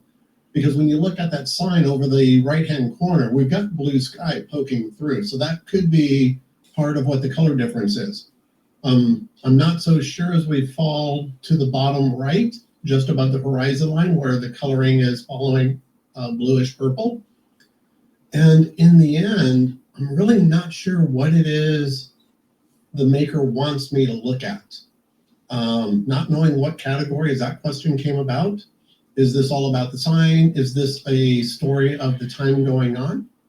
I would be willing to merit this in round one, the beginning of round one judging. But when it's going to come back at the end of that judging, and we're going to compare it against other photographs that may have a stronger story to pick the top 3 or 4 winners. Those are my comments on where I would be with this. What would you suggest that the photographer could do with the existing image to help with that? First of all, perhaps shift the sign less to the right, more of a rule of thirds thing, perhaps? Bring it into rule of thirds. Vignette. I'm just throwing that out there. Corner. Yeah. Maybe vignette the bottom corners, because that house or that building in the lower left that is bright white is pulling you away from the sign. Or it could be cropped out if you shift everything to the right. Absolutely. Yeah. Interesting. Yeah, I You agree can with take it full black and white if you want it to be truly timeless. So what are your thoughts? Does it seem a little crowded to you on the right? Because it seems a little crowded to me on the right. That's what John was just commenting on. The sign is pushing that right-hand border to the point of being uncomfortable. Yeah. I agree with a lot of Dwayne's comments. And the composition there, it is too close to the right edge. I like the overall impact of it, the difference between the color, bright color impact and then the muted background. It doesn't look like there's masking problems to me in the background, at least that it seems like the foreground land is a little over sharpened, and then that sort of emphasizes those buildings a little bit much. So again, that cropping, if you had cropped off the left and left a little more breathing room on the right, that I think might have helped the overall composition. But it's impactful for me. As far as category, I think the way that when I'm looking at a category, I'm not usually looking at whether the image fits into the category unless it's completely obvious that it's not going to. So at first look, I would accept it in a landscape. I mean, it kind of looks cold and wintry, or it could be springy, or it could be timeless. I think timeless would be better, but I'm not usually one to kick something out for not being exactly in the category. I wouldn't give this a prize, probably, but it does have impact. It does have a point of focus. It does have a decent composition, but really could be stronger. And maybe it feels a little oversaturated in some ways, but that also helps add to the impact. So and the bottom edge, there's some of the little light bushes down at the bottom edge, and in the detail in the foreground, which kind of pulls me out of the sign, which is really the main subject. Okay, so this would be a go for tier 1 with those comments implemented. Yeah, that's hard to say until you saw what else is in the category. But if it was me before it even hit tier 1, if it's me, I would change the composition, number 1, and then the other stuff is just kind of what if once you change that composition, because the composition, as everybody's pointed out, so far is the weakest point of the image. Okay.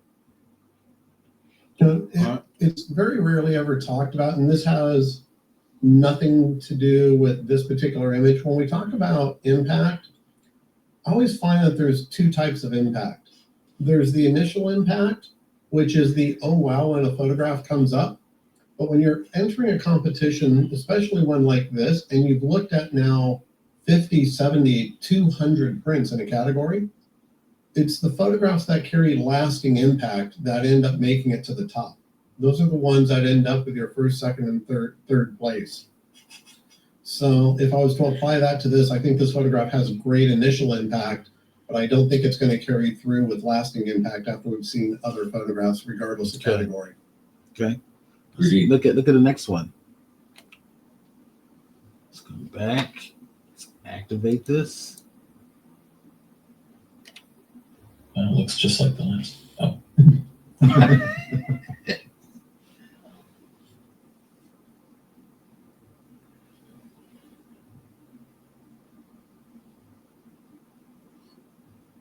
I would assume this would probably fit inside winter. Yeah. Absolutely. Almost wish we could see a little bit more sky within this image, so those tops of those peaks don't get cropped so hard. I would personally be hard pressed to allow this to go past first round. And the primary reason for that is it's the time of day. This looks like it was shot at about 11 o'clock. If you're in a area of the world that's full daylight, this is almost high noon. And so when you look at the shadows, there is no shadow transition. We've got hard edges on every shadow. We've either got hard, crisp lights throughout our glacier. Then we move into the mountains, and you're actually trying to duck. It's uncomfortable because there's not enough sky. Judging the position in which it's photographed, I am willing to bet that this may have been done using an extended lens, probably from a cruise ship. And that's because of the angle shooting down into the water. If we're not on a cruise ship, then we're across the bay from another higher perspective. In either case, I understand why it was taken, because if you're on a cruise ship, you're not going to be there for the best time of day, which is either going to be late evening, early morning, where you get the shadow transitions. That's where I would be with this. Good. Can you talk a little bit more about the time of day of the making of a photograph? Certainly. Time of day, and I'm using the term as if we're based in San Diego.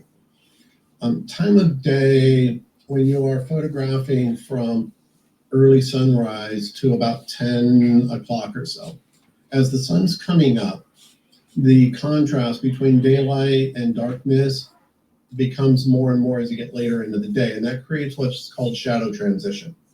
Shadow transition allows you to hide, bring out more and more character details. It allows you to see more detail throughout your entire subject. It adds shape.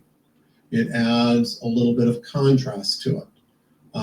When there's hard shadows, normally from 10:30, 11 o'clock till about 4 o'clock in the afternoon, you get these hard lines. You have bright whites that are bright all the way through.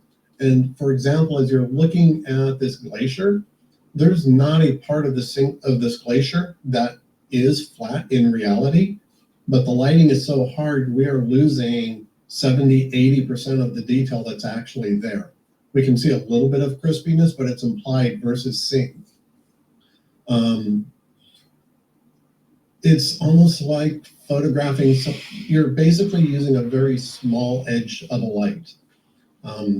It makes photographs crunchy, hard, and takes away the soft, warm feel that we want to see inside of the final image. That's the way I generally try to describe it. So no crunchies. Oh, the immediate thing that catches my eye that is interesting about this is the glacier over at the left side, the left 2/3, just the glacier and a little bit of the water. There's some interesting texture and detail because what Dwayne was talking about is like the whole right third is very flat. There's nothing interesting in there. It doesn't contribute anything to the image. And the problem of being, there isn't a lot of detail. There isn't the drama of the light. Some of the drama could be brought out in the processing to make that landscape a little bit more interesting. But that because the mountains up at the top there's no sky, it just feels really tight up there, and that's a distraction. So I don't know that there could be much done with this, but what I find interesting is the left 2/3 of the glacier and none of the mountains, and very little in the water that is interesting to me. So that goes kind of back to the David King comment, where's the picture? And I don't know that there's enough quality here to really to spend a lot of time on it, but you might find some improvements cropping in on something more detailed and interesting. Well, to tie on to what Greg said, which is perfect, which is to crop in on that area, which is really interesting. You got some post-processing errors here that are just, they're driving me crazy as somebody who does this for a living. And we see this a lot of times in the printing too, where we just want, we scream, this could have been done so much better. You crop in and you increase the contrast, bring down the highlights on this thing, you might have a really interesting image here. I think Dwayne mentioned it, that I wouldn't advance this to tier 2, not as is, but I think there's an image within an image there, as Greg said, too. Properly processed, it'll increase the dramaticism. Is that a word? It'll look a lot better. There, we'll leave it at that. Okay. It's a word now. It is now. Word. Well, we move on to the next one. Sure. Yep.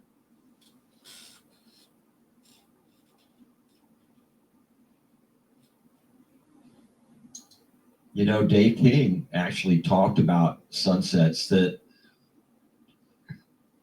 gosh, it makes us feel all fuzzy and warm and in the moment and what have you. And a lot of times it's hard to bring that feeling that you had, that emotion, to a two-dimensional object. And generally, to me anyway, a sunset, and this is a very interesting sunset, please don't misunderstand, needs something to anchor it.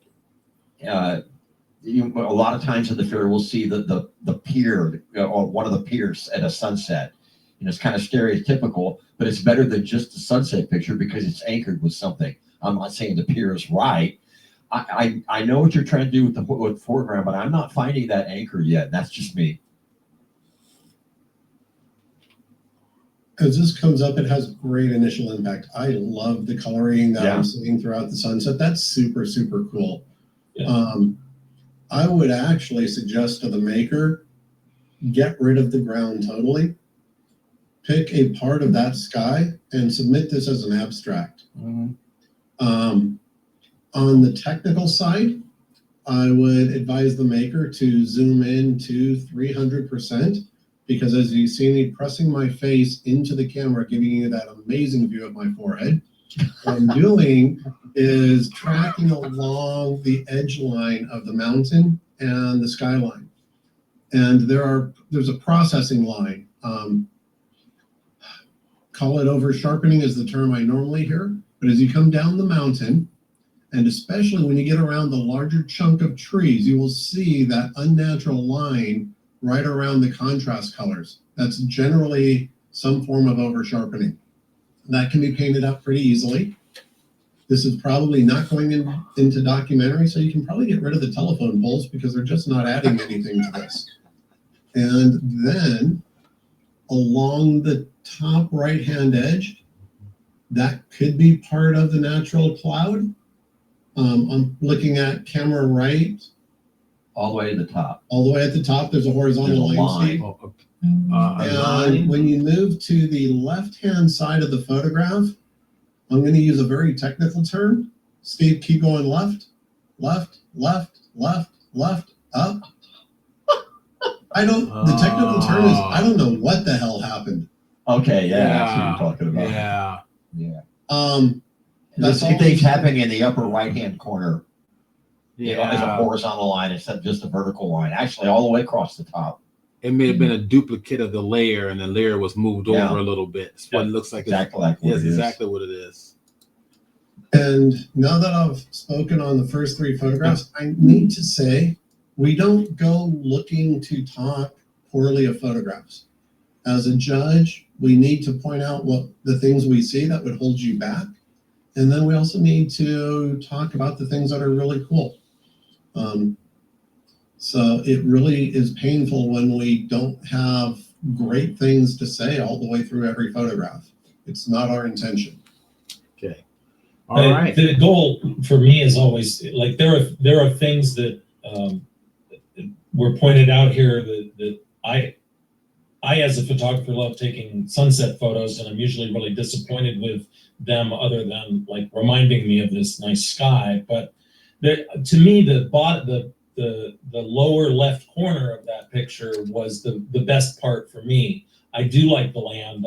I like the colors and the drama in the clouds above that, but it's like the bottom half and the left 2/3 again, where you've got some shapes and the nice silhouette of the landscape against you have the land, you have the sea, and you have the sky, and probably the most interesting detailed part of the clouds in that lower quadrant there. And the rest of it feels like it's too noisy to do much with as an abstract. That noise can be removed and processed into ways that might be more interesting.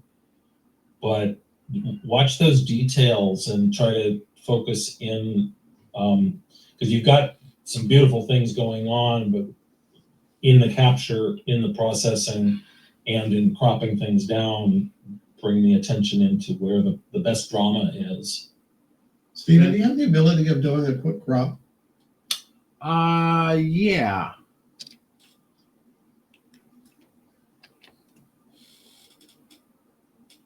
So we were talking about finding the photograph.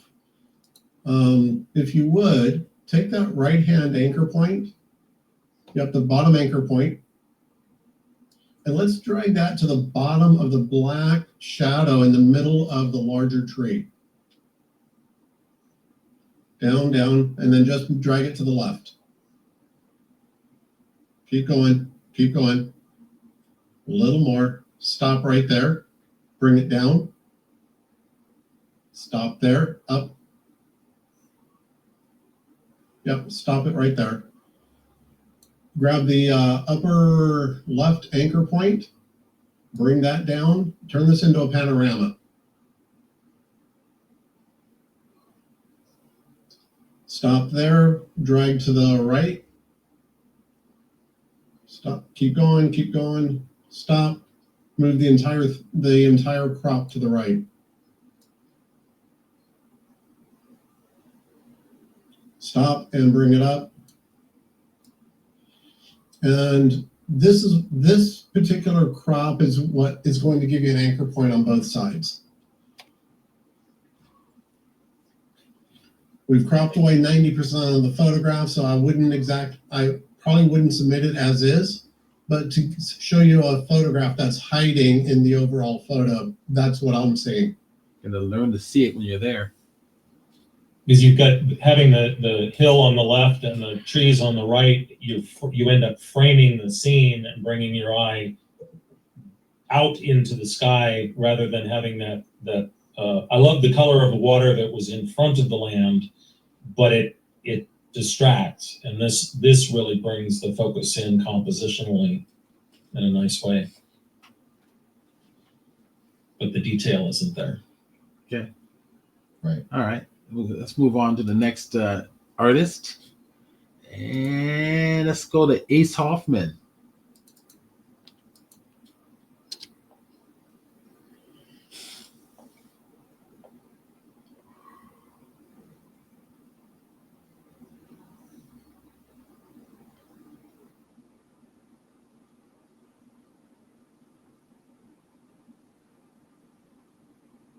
I'm going to start by saying I would be hard pressed to advance this, and it's number one, it comes down to two things. So we're flat lit across the entire photograph. Whether you're looking at the rocks, looking at the sand, looking at the water, everything seems to have the exact same tonality. The only two areas in this photograph where I see any color difference is on the rock that is slightly left of center at the very bottom, and then the rock that's behind the stone structure that has a little bit of golden tone to it.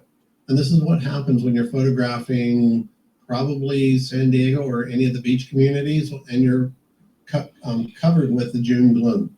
This looks to be fairly early morning, but we need something to separate our rock structure from the rest of the photograph.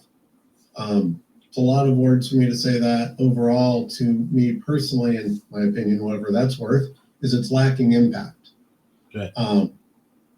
Creativity could be enhanced by backing away, because I don't think this particular subject is strong enough to carry the photograph as it's set dead center. Okay. All right.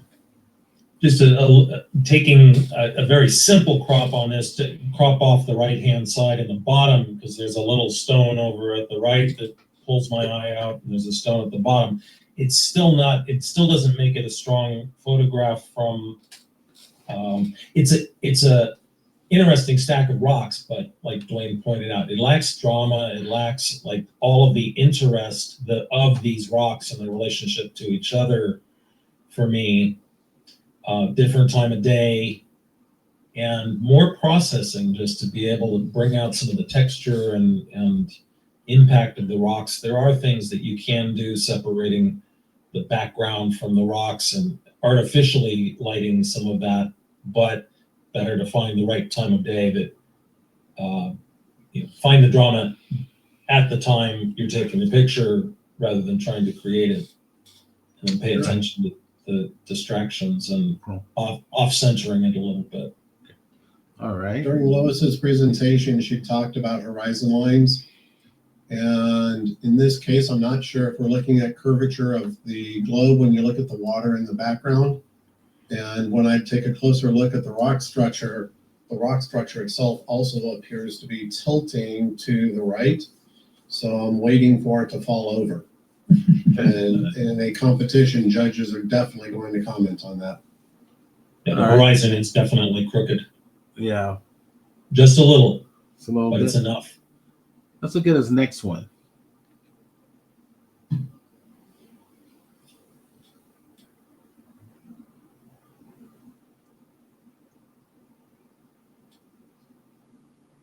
Just kind of based on what I'm seeing with these two, I think something the photographers should consider in the future is changing their vantage point.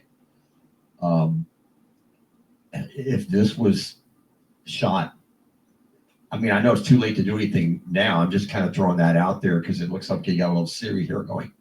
series here going. Perhaps if this was taken, there's a reason we all see the caricature of the photographer jumping up and down and moving around in movies and what have you, because that photographer is looking for the best vantage point, the best shot. And I'm almost thinking that you've got an interesting subject here. I just think you need to approach it from a different angle, literally. And I mean, I'm a little taller, so back when I was in college, when I was shooting for the school newspaper, I would choose to hold my camera up and shoot down because I had that ability to do so. The same thing may apply here, and that way you, instead of shooting for a good sky or shooting down to a neat beach scene, instead you should be thinking about that. I'm just throwing that out there. Okay. Another vantage point would be lay down, get down on the ground, sit and look up at it, because then you could separate. You'd have this interesting structure with the sky in the background and the clouds, and then instead of having this sculpture compete with the rocks behind it, you might have a much more interesting viewpoint. Let's look at the next artist's work. Adrian Myers.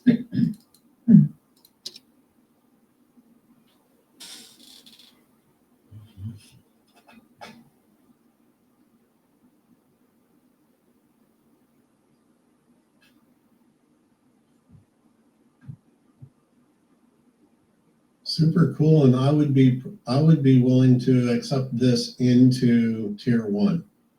Okay. Awesome subject matter. We've got a really cool marble sitting on top of 2 fork tines. Interesting light patterns. We've got the patterns of the forks coming through the ball. Things that I would suggest that would make this stronger, or if you want to set this up and shoot it again. When you look at the ball, there are 2 light sources inside, probably reflecting off of the fork tines that can be brought down, because we're going to call out that those 2 red spots specifically are probably blown out. Try coming down on your exposure a bit more so we actually bring down all of the highlights within the ball. I would like to see the background taken to total black on this. That's going to allow it to pop out even more. And as this is probably a project that gives you time to play, I don't think the forks are going to run away. Aim your light so you're reflecting more color, especially off of the right-hand fork, so it's not just black. Throw a red or blue light on there to bring in more of the coloring.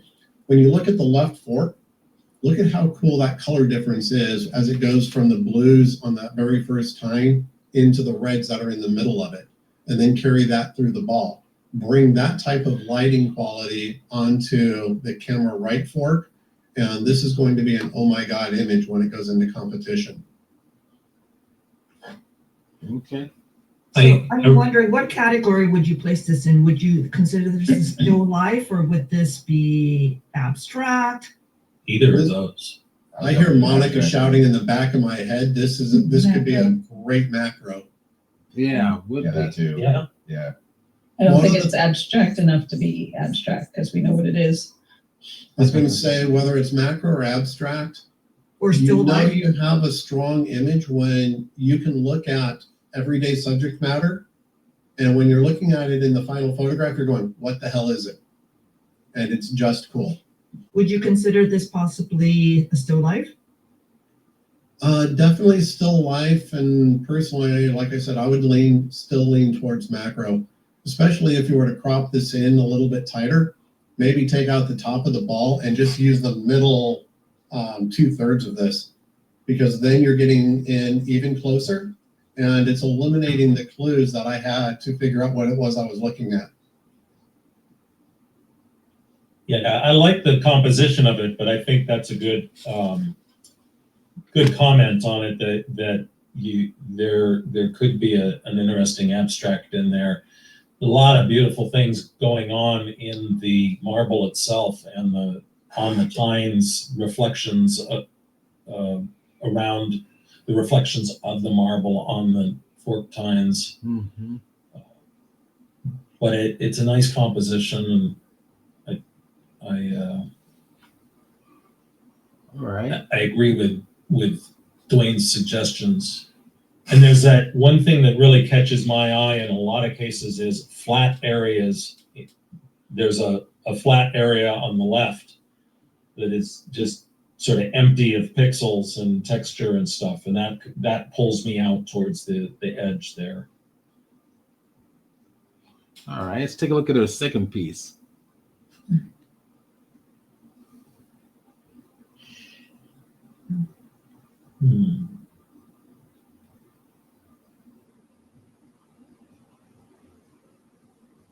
I should probably tell you I'm more of a my artistic taste tend more towards Rembrandt than say Picasso, but this one, like the marble one, really intrigued me. I'm not normally an abstract kind of guy, and I'm liking what I'm seeing. And again, I think this is another one that probably would get fairly unanimous agreement from 3 judges that it should advance to round 2. Again, for me, it's the detail inside the light bulb and how sharp it is. I love that. Absolutely love that. Again, like I don't know if it's the same person or not, but the marble, the same really cool lighting. Someone spent some time with this. I'm almost wondering if you want to consider the top half of the threads on the left-hand side a little more detailed. I'm just throwing that out there. Touching me not too much. Agreed with John, and the next couple comments I have are really nitpicky, but they can make the difference between an award and placing. When you're working with macro photography, it is so critical to wipe down and dust your subject before you start. And close the doors, the windows in the room that you're working in. And before you point your camera, give it 10 minutes for everything to settle down, because you can wipe off that reflective glass and the dust particles will literally settle down again. So they need to be slowly wiped off a second time.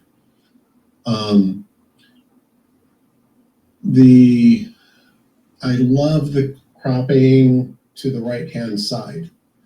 I would like to see the cropping either tighter or expanded on the left, because we're cropping off the bottom edge of the bulb. And as John has pointed out, maybe just a bit of backlight from behind the screw on this light bulb. That's going to give it a really cool edge light separation effect. Look at how cool the separation is around the glass. And if that was to carry on through the screw mount, this would be incredible. Like I said, my comments on this one, very nitpicky, but those are things that can hold you back in placing or getting an award. Okay. Yeah, I agree on the cropping. And the most interesting part for me is the bottom half of the bulb and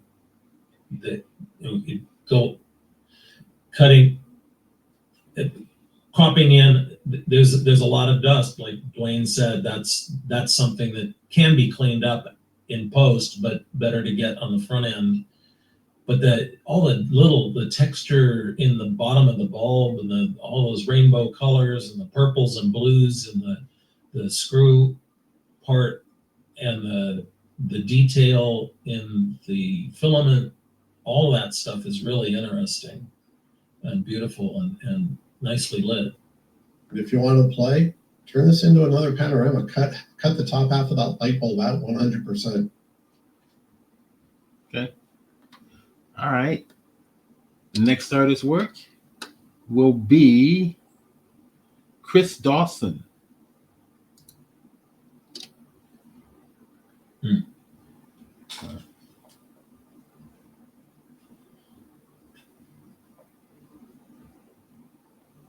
I like the control of light in this particular shot, because that window opening could blow out really quickly, depending on that exposure would have been set. So I'm glad it doesn't get too white hot or blown out on this shot. So definitely credit to keeping control of the light inside of such a very clean, and all the line work really holds up because of that. Yeah. It's really beautiful, really pristine.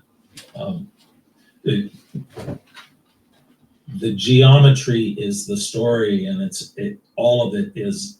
There's some of it that's just super crisp, clean, up in horizontal verticals, but the angles make it a little bit more interesting. And the one thing that draws me out is the seam over on the left side of the seat there. Sure. It just pulls me out to the edge because everything else is so crisp. Yeah, that can get cropped. That actually would get. I 100% agree with that. Really nice tonal range everywhere. This would be fantastic in still life. If you really want to drive judges nuts and give them something to talk about. In Photoshop, drop a vertical guide in and straighten out the windowsill and the line. Actually, go to the windowsill on the right. The windowsill. Right. Yep, those two lines there. Yeah, those can straighten. Those are tilting slightly to the right. So if you were to drop this into the architectural category, you're going to get binged for that. Yeah. It's a real lines out. Yeah. Yeah, the vertical line. Yeah, it's a vertical line. No, go back, Steve. Oh, sorry. Yeah, up and down. Go straight up. Yeah, that one. Yeah. Yep. That line is about 3 pixels further to the right on top than it is on the bottom. All right, I think they all are, this here and this here. And my God, I hate Jim Doyle because I can say this now. Actually, that's a great point, because you got to remember that when it comes to post-processing, that's legal to do. You took that image. This is not like the old artificial intelligence thing or any of that. You're just manipulating or enhancing, in this case, pixels you've already created. And it's perfect, particularly in a category strong as architecture. right. You've got to be right on. But I've got a comment here. In this shaded area here to the left, you've got tones that are so close together that they're merging with one another. Got it. Keep it shaded in here, but you can see edgewise it's very flat. Actually, the whole shot's a little bit flat. I would recommend some type of just a micro contrast technique that pulls these tones apart, so that each one has its own distinct character in terms of the objects in the scene. But with everything being said, this is one that I would fight for to make sure it cleared tier 1. Absolutely. All right. I want to make sure that my comments are coming across at least somewhat positive.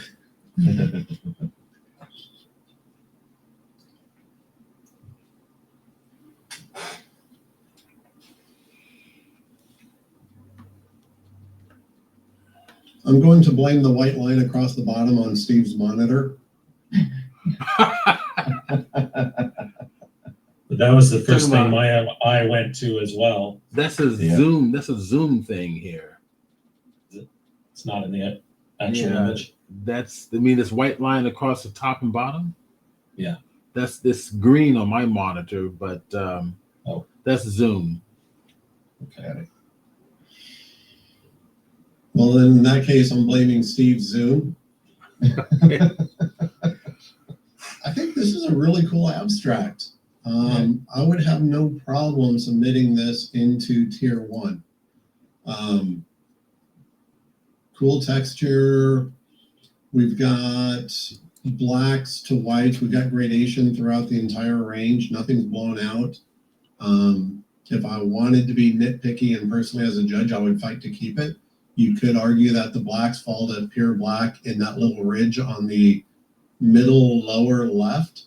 Yeah. But in this case, I think that actually adds to the image because I don't think we need to see any detailing there. Okay. I would also recommend playing. I love the cropping as is. I'd also like to see this as a 1x1 crop, a square crop. Okay.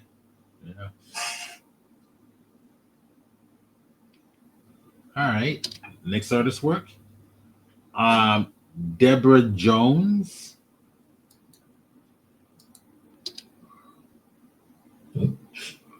Oh, kind of small there. Lowe's commented on this earlier. Check your file sizes before upload. Yeah. Yeah, pixelation definitely is there.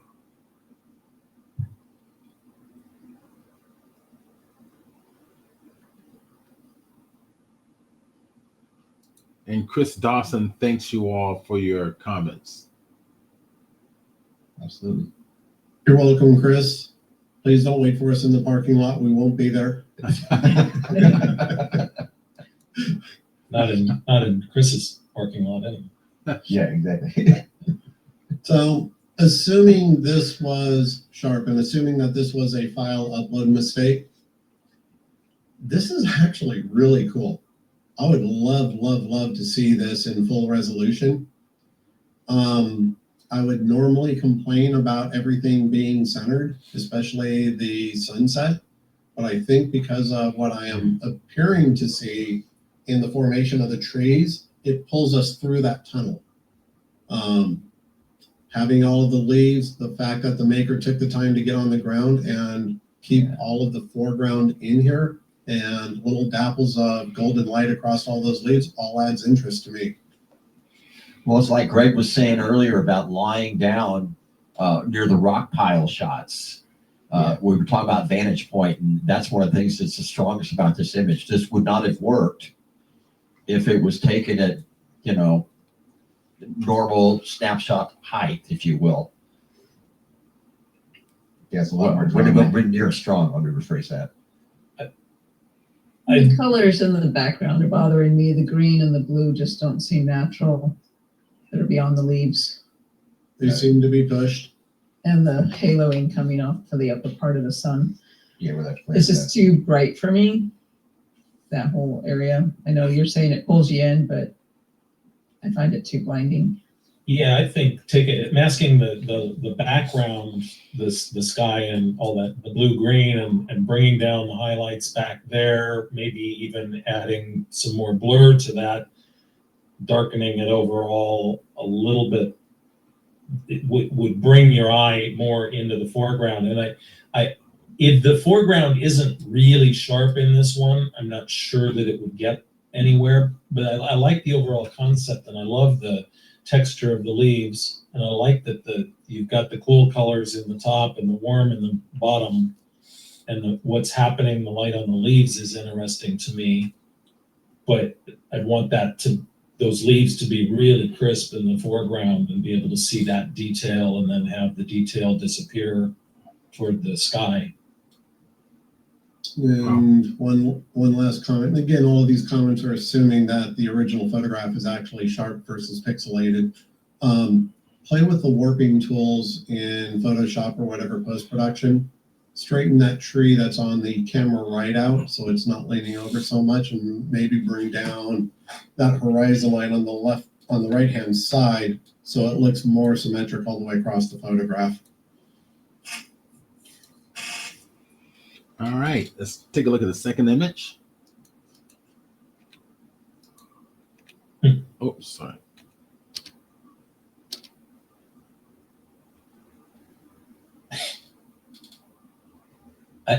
I like this one for immediate impact and surprise, and just a different perspective. And the light on the pillar and coming from, hitting their legs in the middle. There's a few little distractions around the edges, and there's I guess it's a pillar that's right next to the blue jeans on the left side of the jeans that is kind of sticking out a little obvious. There's a spot down by the heel of the guy with the blue jeans that pulls me away from the central part of it. And there's an object, lower left corner that pulls me out also. But I like the juxtapositions of the legs and the column there and the light.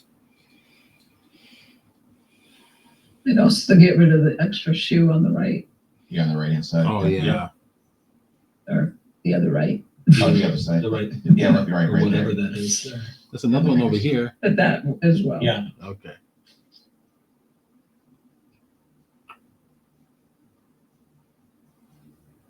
Okay. Next artist's work. Let's go to Joan Everts. Let me see this.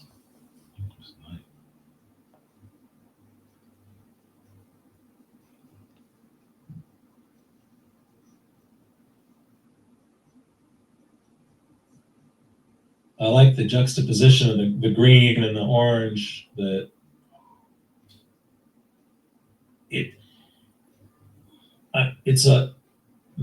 It almost feels like two different pieces in some ways, because the right side and the left side are not. They feel separated too much. There's this space in the middle, but there's a lot of beautiful, interesting textures on both sides throughout. I imagine this must be in digital would be the category for it, although I guess abstract too. I love this photograph and would definitely argue to get it submitted into tier 1. Yeah. To the maker. Think about your final production. How do you want people to view it? How do you plan on printing this? Because if you plan on putting a mat over it, is that mat going to hide the edges where you're tapered off to white and now giving us a photograph with a hard edge all the way around from the matting? Because that's kind of how I would like to see it on the monitor. Kind of Otherwise, is your matting going to end somewhere in the white paper so we have the digital border that you've created there? It's almost a 16 by 20 proportion anyway. I mean, I can't tell exactly, but it's pretty darn close. Where you can almost make this a bleed.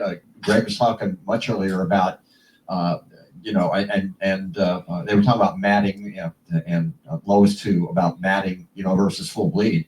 This one might actually work very well as a full bleed, but again, like Dwayne mentioned, you want to make sure you get all that white border on the outside. If you expand the white border a little bit when you print it. There is a certain amount of detail and beauty that the inkjet print as a medium will produce that a C print will not produce. I would love to see this, like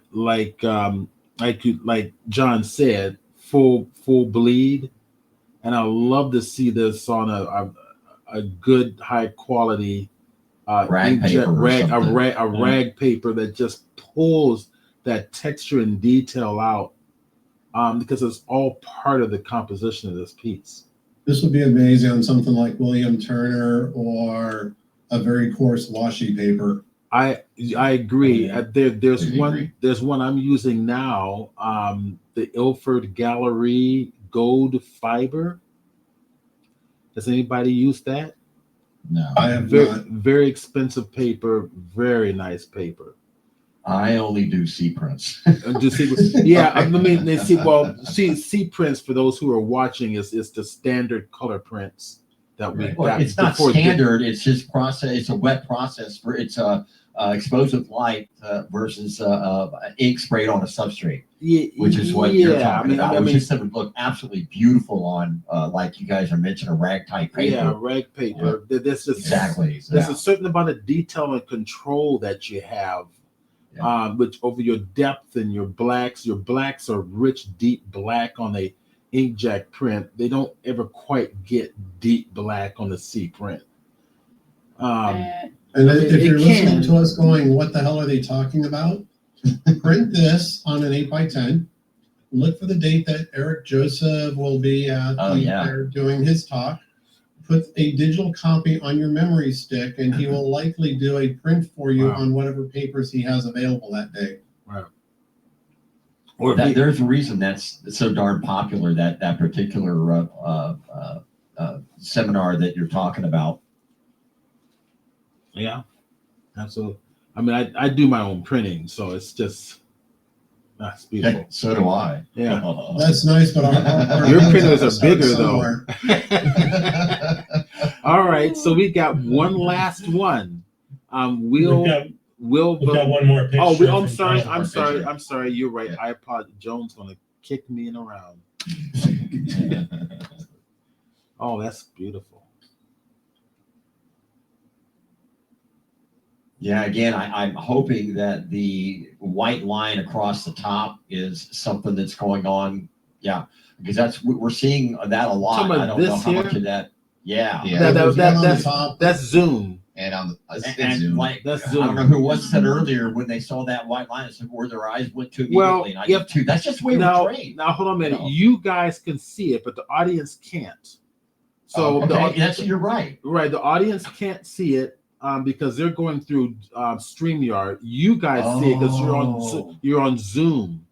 It's your Zoom producing that. So if I were to bring over what the audience see right now, which is right here. Oh, that's okay. It's not going to work. Yeah, it doesn't matter. It's not the image. It's not. Maybe you bring that up after I take a hit of acid. Didn't we? I think he put in the email, don't do hits of acid before you do this. Right? Oh shoot! He said No, that. he said singular. I did too. Is that acids plural? That's a lot of I love the acid. color. The in color this. is great. It Absolutely. reminds me of Banksy. Yeah, it does feel like that. And I mean that, I love Banksy. I mean, that's just me. Yeah. All right. Well, So, what's really interesting is that the head, the top of the body looks like it's cut out with scissors, and it is The bottom fades gradual off. little fade into paint on the wall. Yeah. And that it's kind of interesting. It feels like that a little bit too much of that effect. It could be cleaned up a little bit in the masking on that and make it So I'm gonna so ask the you- base sort of sticks out. So And this I'm gonna ask you to do something that's totally not allowed normally. Can you zoom into 100%, please? that's 200%, 100%. So when we're looking at these photographs on a monitor, especially with Zoom, I'm on a 27-inch, and so I'm sure I'm looking at this at half of its actual size. And I couldn't tell if those were tattoos on his face or if those were markings coming through the print, the texture of the building. Now that I can see that they're tattoos, yeah, this is really cool. Is this a Banksy? Did she photograph a Banksy somewhere? That's what it kind of looks like. I don't think so, because if you look at the highlight on his forehead, that's coming from a light, or he's not printed it on the wall. Okay, all right, maybe you're right. Okay, you're right. The body print on most of the wall is super cool. Yeah, However this was done, I would have brought the texture of the wall through. yes. Yeah. I would have brought it Yeah, right please. through, integrated with the character. That's my own main criticism. This looks too much like a composite, and it shouldn't. I would argue that it fully is a composite, because if you look at the camera right side of his cheek, Right. there's an unnatural gray masking error. Yeah, I realize it's a fully composite, but it shouldn't be. It shouldn't look like a composite. It needs to look like it's part of Turn the the wall. opacity down on his face, Yeah. get rid of that highlight, and Yeah. this would definitely be entered. Yeah, this would be great. The geometry is a little. It could be cleaned up with the geometry tools to the edges of the window. You've got a nice vertical on the bricks on the right side, Right. and you could do the ground as well. Right. Just square everything up a little bit. Yeah. I think that would make it a little bit stronger. I like what Yeah. you said about geometry. It reminds me of a math joke. What happens when a little acorn grows up? What's it say? Gee, I'm a tree. Is that a dad joke? I'll show myself out. No. No. Steve, why isn't your mute button working today? I just love the textures in the walls and the Yes. wall bricks and the color of the red inside the window, the red against the green. Yeah, pull the left side of the window, the left side top corner of the window to the left. Straighten out the top side of the window a little bit, because I actually like the bottom not being square. Yeah. And then turn down the opacity and saturation in the gentleman's face. Keep the tattoos there. Let that building bleed through a little bit more. Not to the point that he blends in with the entire body, but just to bring down the tonality of his face doesn't match any other part of the photograph. I talk about that as integration when you're combining different media together, making sure that they feel like they're done in the same media. So it now feels like the face is pasted on top, cut out where everything else feels it has integrity, and it's just the face that doesn't. And I love the graffiti cut on the coat too. Yeah, I'm. The more I look at this, I'm starting to see what she actually was doing. She did integrate the wall with the body, but what she was trying to do was get the body to slowly come out of the wall to become a true Right. life figure, right Yeah. in here. That's what she was doing. I'm not sure if I agree with the approach, but nice job. And that brings up a really interesting point. Congratulations to anybody who wants to be experimental, and I think that's true of any artist. Submit this to forums like this. Submit it to your local camera clubs, because you're going to get feedback from different people. Because as soon as judges start talking about a photograph, then it's going to give us more time to look closer and closer and begin nitpicking. And when you're entering a competition like the International Photo Exhibit, you kind of want your photograph to pop up and then go away. Have the judges say yes and move on. As we start talking about it, then we're going to start trying to convince each other of the things that are right, wrong, indifferent with the photograph, and it creates a larger possibility that it may not make it to the next tier. Okay. All right. Cool image, Joan. That was Joan. Okay, so Love that, Joan. Will Velarde. Penguins! If you haven't heard it yet, Lyle Lovett has a song about penguins. It's awesome. Anyway, you know what's kind of cool about this? I like the way the snow kind of swoops down, like it's almost a reverse wave from the top right down into the middle where it falls in. I assume that the photographer knows this, but it is Disqualified. Disqualified, exactly. I just noticed that as I was looking over the whole image. Thank you, Helena. Our studio, you never know. I'll stop. God, it's not even 1 o'clock yet. But It is for me. Yeah. Really cool diagonal going from the top right down to the no more than 2 hits of acid, Dwayne, just so you know. But I like the diagonal where it goes from the top right down to the bottom left. That works really well. It's a real. I would advance this to tier 2. I can tell you that for sure, just by looking at it. Assuming it didn't have the name on it. So because we don't have any penguins jumping over the edge, I don't think we actually need the water in there. I would like to see this cropped to the bottom of the top of the shadow line into the iceberg.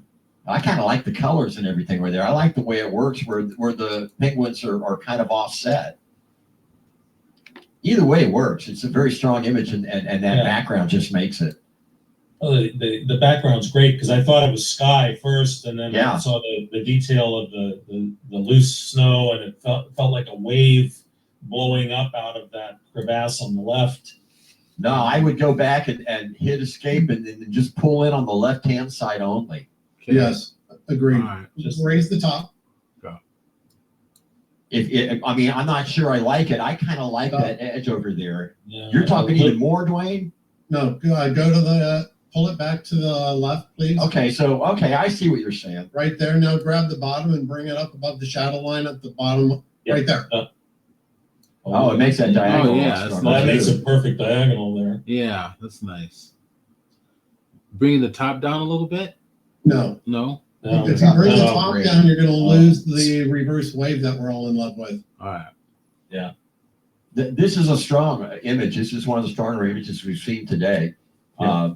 And it has lots of possibilities. And like Dwayne was pointing out, I believe what Dwayne was talking earlier about how, in tier 1, we only got 30 or 45 seconds max. We're looking at 300 or 400 images, a lot of images. So we don't have time to sit there and discuss like we are here. This one left a really positive impact moving on to tier 2. But I think that you should definitely consider the crop that Dwayne mentioned. I think that worked really well. And that That white area, It's right too hot. there, is a little flat. So if you can get any more detail out of that, Yeah, where Steve was just pointing out, where Greg is talking about, just pull the highlights down, maybe 2 or 3 points. really And nice. because of my 2 hits of acid, I would love to see a penguin sliding on his back. Dwayne, he is, buddy. No more for you. That's 5, Dwayne. Anthony, are you really counting? Yeah. What? Oh my God. All I right. love this already.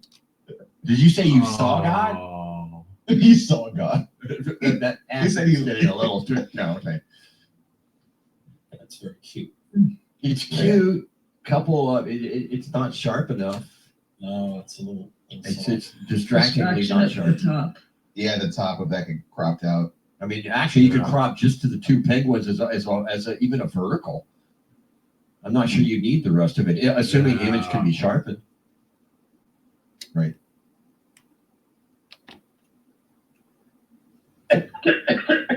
Find a photo contest on the 14th. Submit this.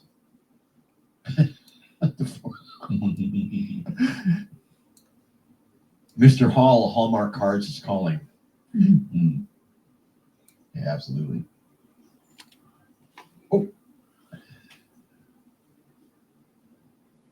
I like having a little more space on the sides, maybe. Okay. Yeah, I'm not That's sure. really the story right there. But again, it's the same thing, that this is an image that will probably advance to tier 2, but because we're not going to have so much time to sit here and play with this. But let me tell you, when it gets to tier 2 in the print stage, we'll start really getting picky, as we've been getting on some of these tier 1 images. Yeah, I would argue that there needs to be a little bit more space on the camera right. Yeah. And that's because of this concept of balance. Mm-hmm. The penguin on the left is heavier, so he's going to make the photograph want to tilt Yeah. on the left-hand side. So Yeah. adding a little bit of space to the right helps balance it out. That's good, right there. Yes. Feels better. Yeah, a little more space on top at this point, because we're now moving into almost a pano. There we go. So now you're hitting on the rule of thirds. You're not centered. It feels fairly well balanced. And the only complaint is she's whining about not having a golden ring from the other penguin. Penguins don't do golden rings, buddy. You're right. It should have been a diamond. They're My seaweed bad. colored.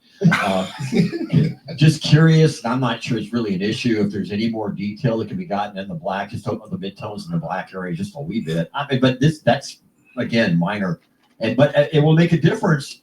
And the difference between just hanging in tier 2, well, it actually looks pretty good there. Go to his back. There's a lot of noise in there.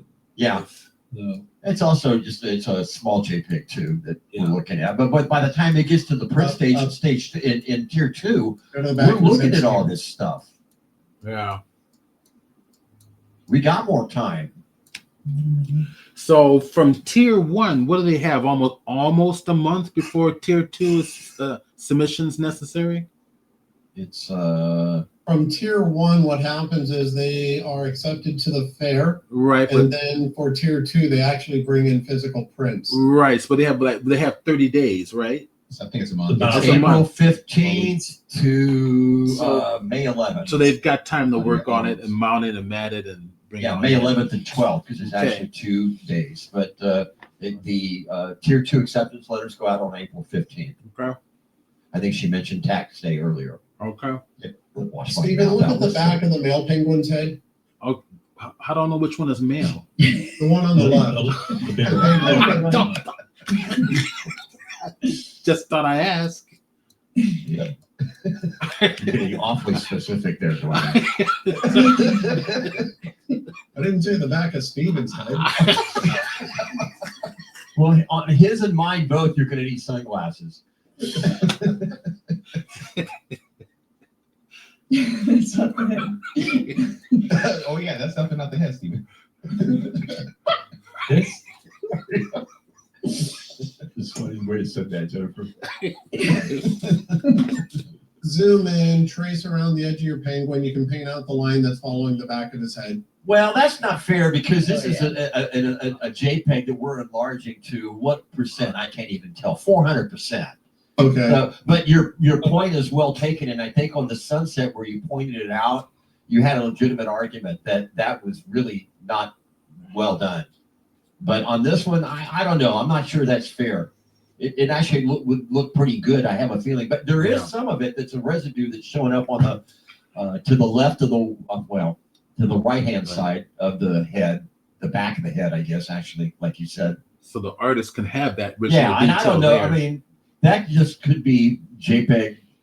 Yeah. JPEG gone wild. There's a good name for a. well, there's some effects that you can do with reducing noise and playing with the highlights and contrast and different tonal ranges, and then masking out the background and removing the noise in the background while trying to bring out the detail in the penguins. It's a little mid-rangey for me.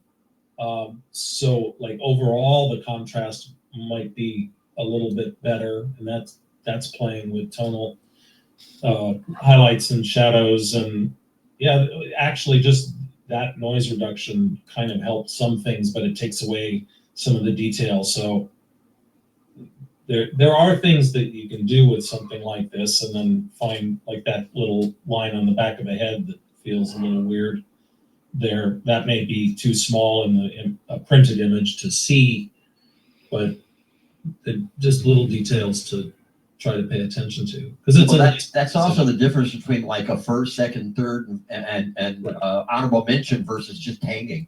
Right. Those little details. So we've had time to look at them, and I may like the image, and then Greg points out about the line. Well, chances are, once we start looking at that kind of stuff, it's going to get kicked back down the line where it's not going to place, and these details are very important. They all fall into the classification of the word I used earlier, nitpicky. Well, yeah. Perfection is perfection. and that's what. But And if you come back the next day, you're going to get a different result. You mean after we get back from lunch? Depends on the lunch. But the nitpicky things are important to learn, to get your eye on those things so that they don't become the thing that gets you out of the awards. Just little technical details or lighting things that you can fix. There's some other things you could do with vignetting and with contrast. I think that bringing the penguins out against the background a little bit in this that could make it really nice. All right. Overall, pretty good group of images. Yeah, pretty good. This is fantastic. So thank you for people who submitted. Seaweed for everybody. Yeah. Yeah. Thank you, Aaron. Thank Houston. you, Stephen. You very well. Thank you all. Aaron Houston, Ace Hoffman, Adrian Myers, Chris Dawson, Deborah Jones, Joan Evers, and Will Velarde. A huge thank you to our judges, Dwayne Murphy, Anthony Washington, John Watts, Greg Clampt, Jennifer Wolf, and Lois Sakai. This is great. Thank you so much. This is fantastic. Hopefully everybody has enjoyed it. Chris Dawson says, really inspiring. Thank you very much. Will says, thank you for all your feedback. Great appreciated, much appreciated. It's a job. I think it's a great job, David Glenn. And let's see. Okay, Deborah is telling me how to spell her name right. Okay, so I want to know exactly where that V goes in Deborah. Sorry, Deborah. It's silent V. Okay, so this is the Photoshop Music Group meeting. We have another meeting coming. I think our next meeting is going to be Stephen Bay, landscape photographer. Stephen Bay will be here sharing his landscape genius in his work. a wonderful photographer. You're going to really enjoy it. But okay, we're here once every month for the Photo Use Group meeting, but I'm also here every week for the 3D presentations as well. So every Saturdays we normally do the Blender 3D for anybody out there who's interested in kind of dabbling into 3D. All right. So thank you all. Thank you, Jenny, Greg, John, Anthony, Dwayne. Nice and to Lois see is everyone. gone. Yes. Yeah, Ladies and germs, it's been a pleasure. Yes. All right. We'll see everybody. Bye. And we'll see you guys, in about the third weekend of April, I believe, something like Yep. that. So That's right. All right.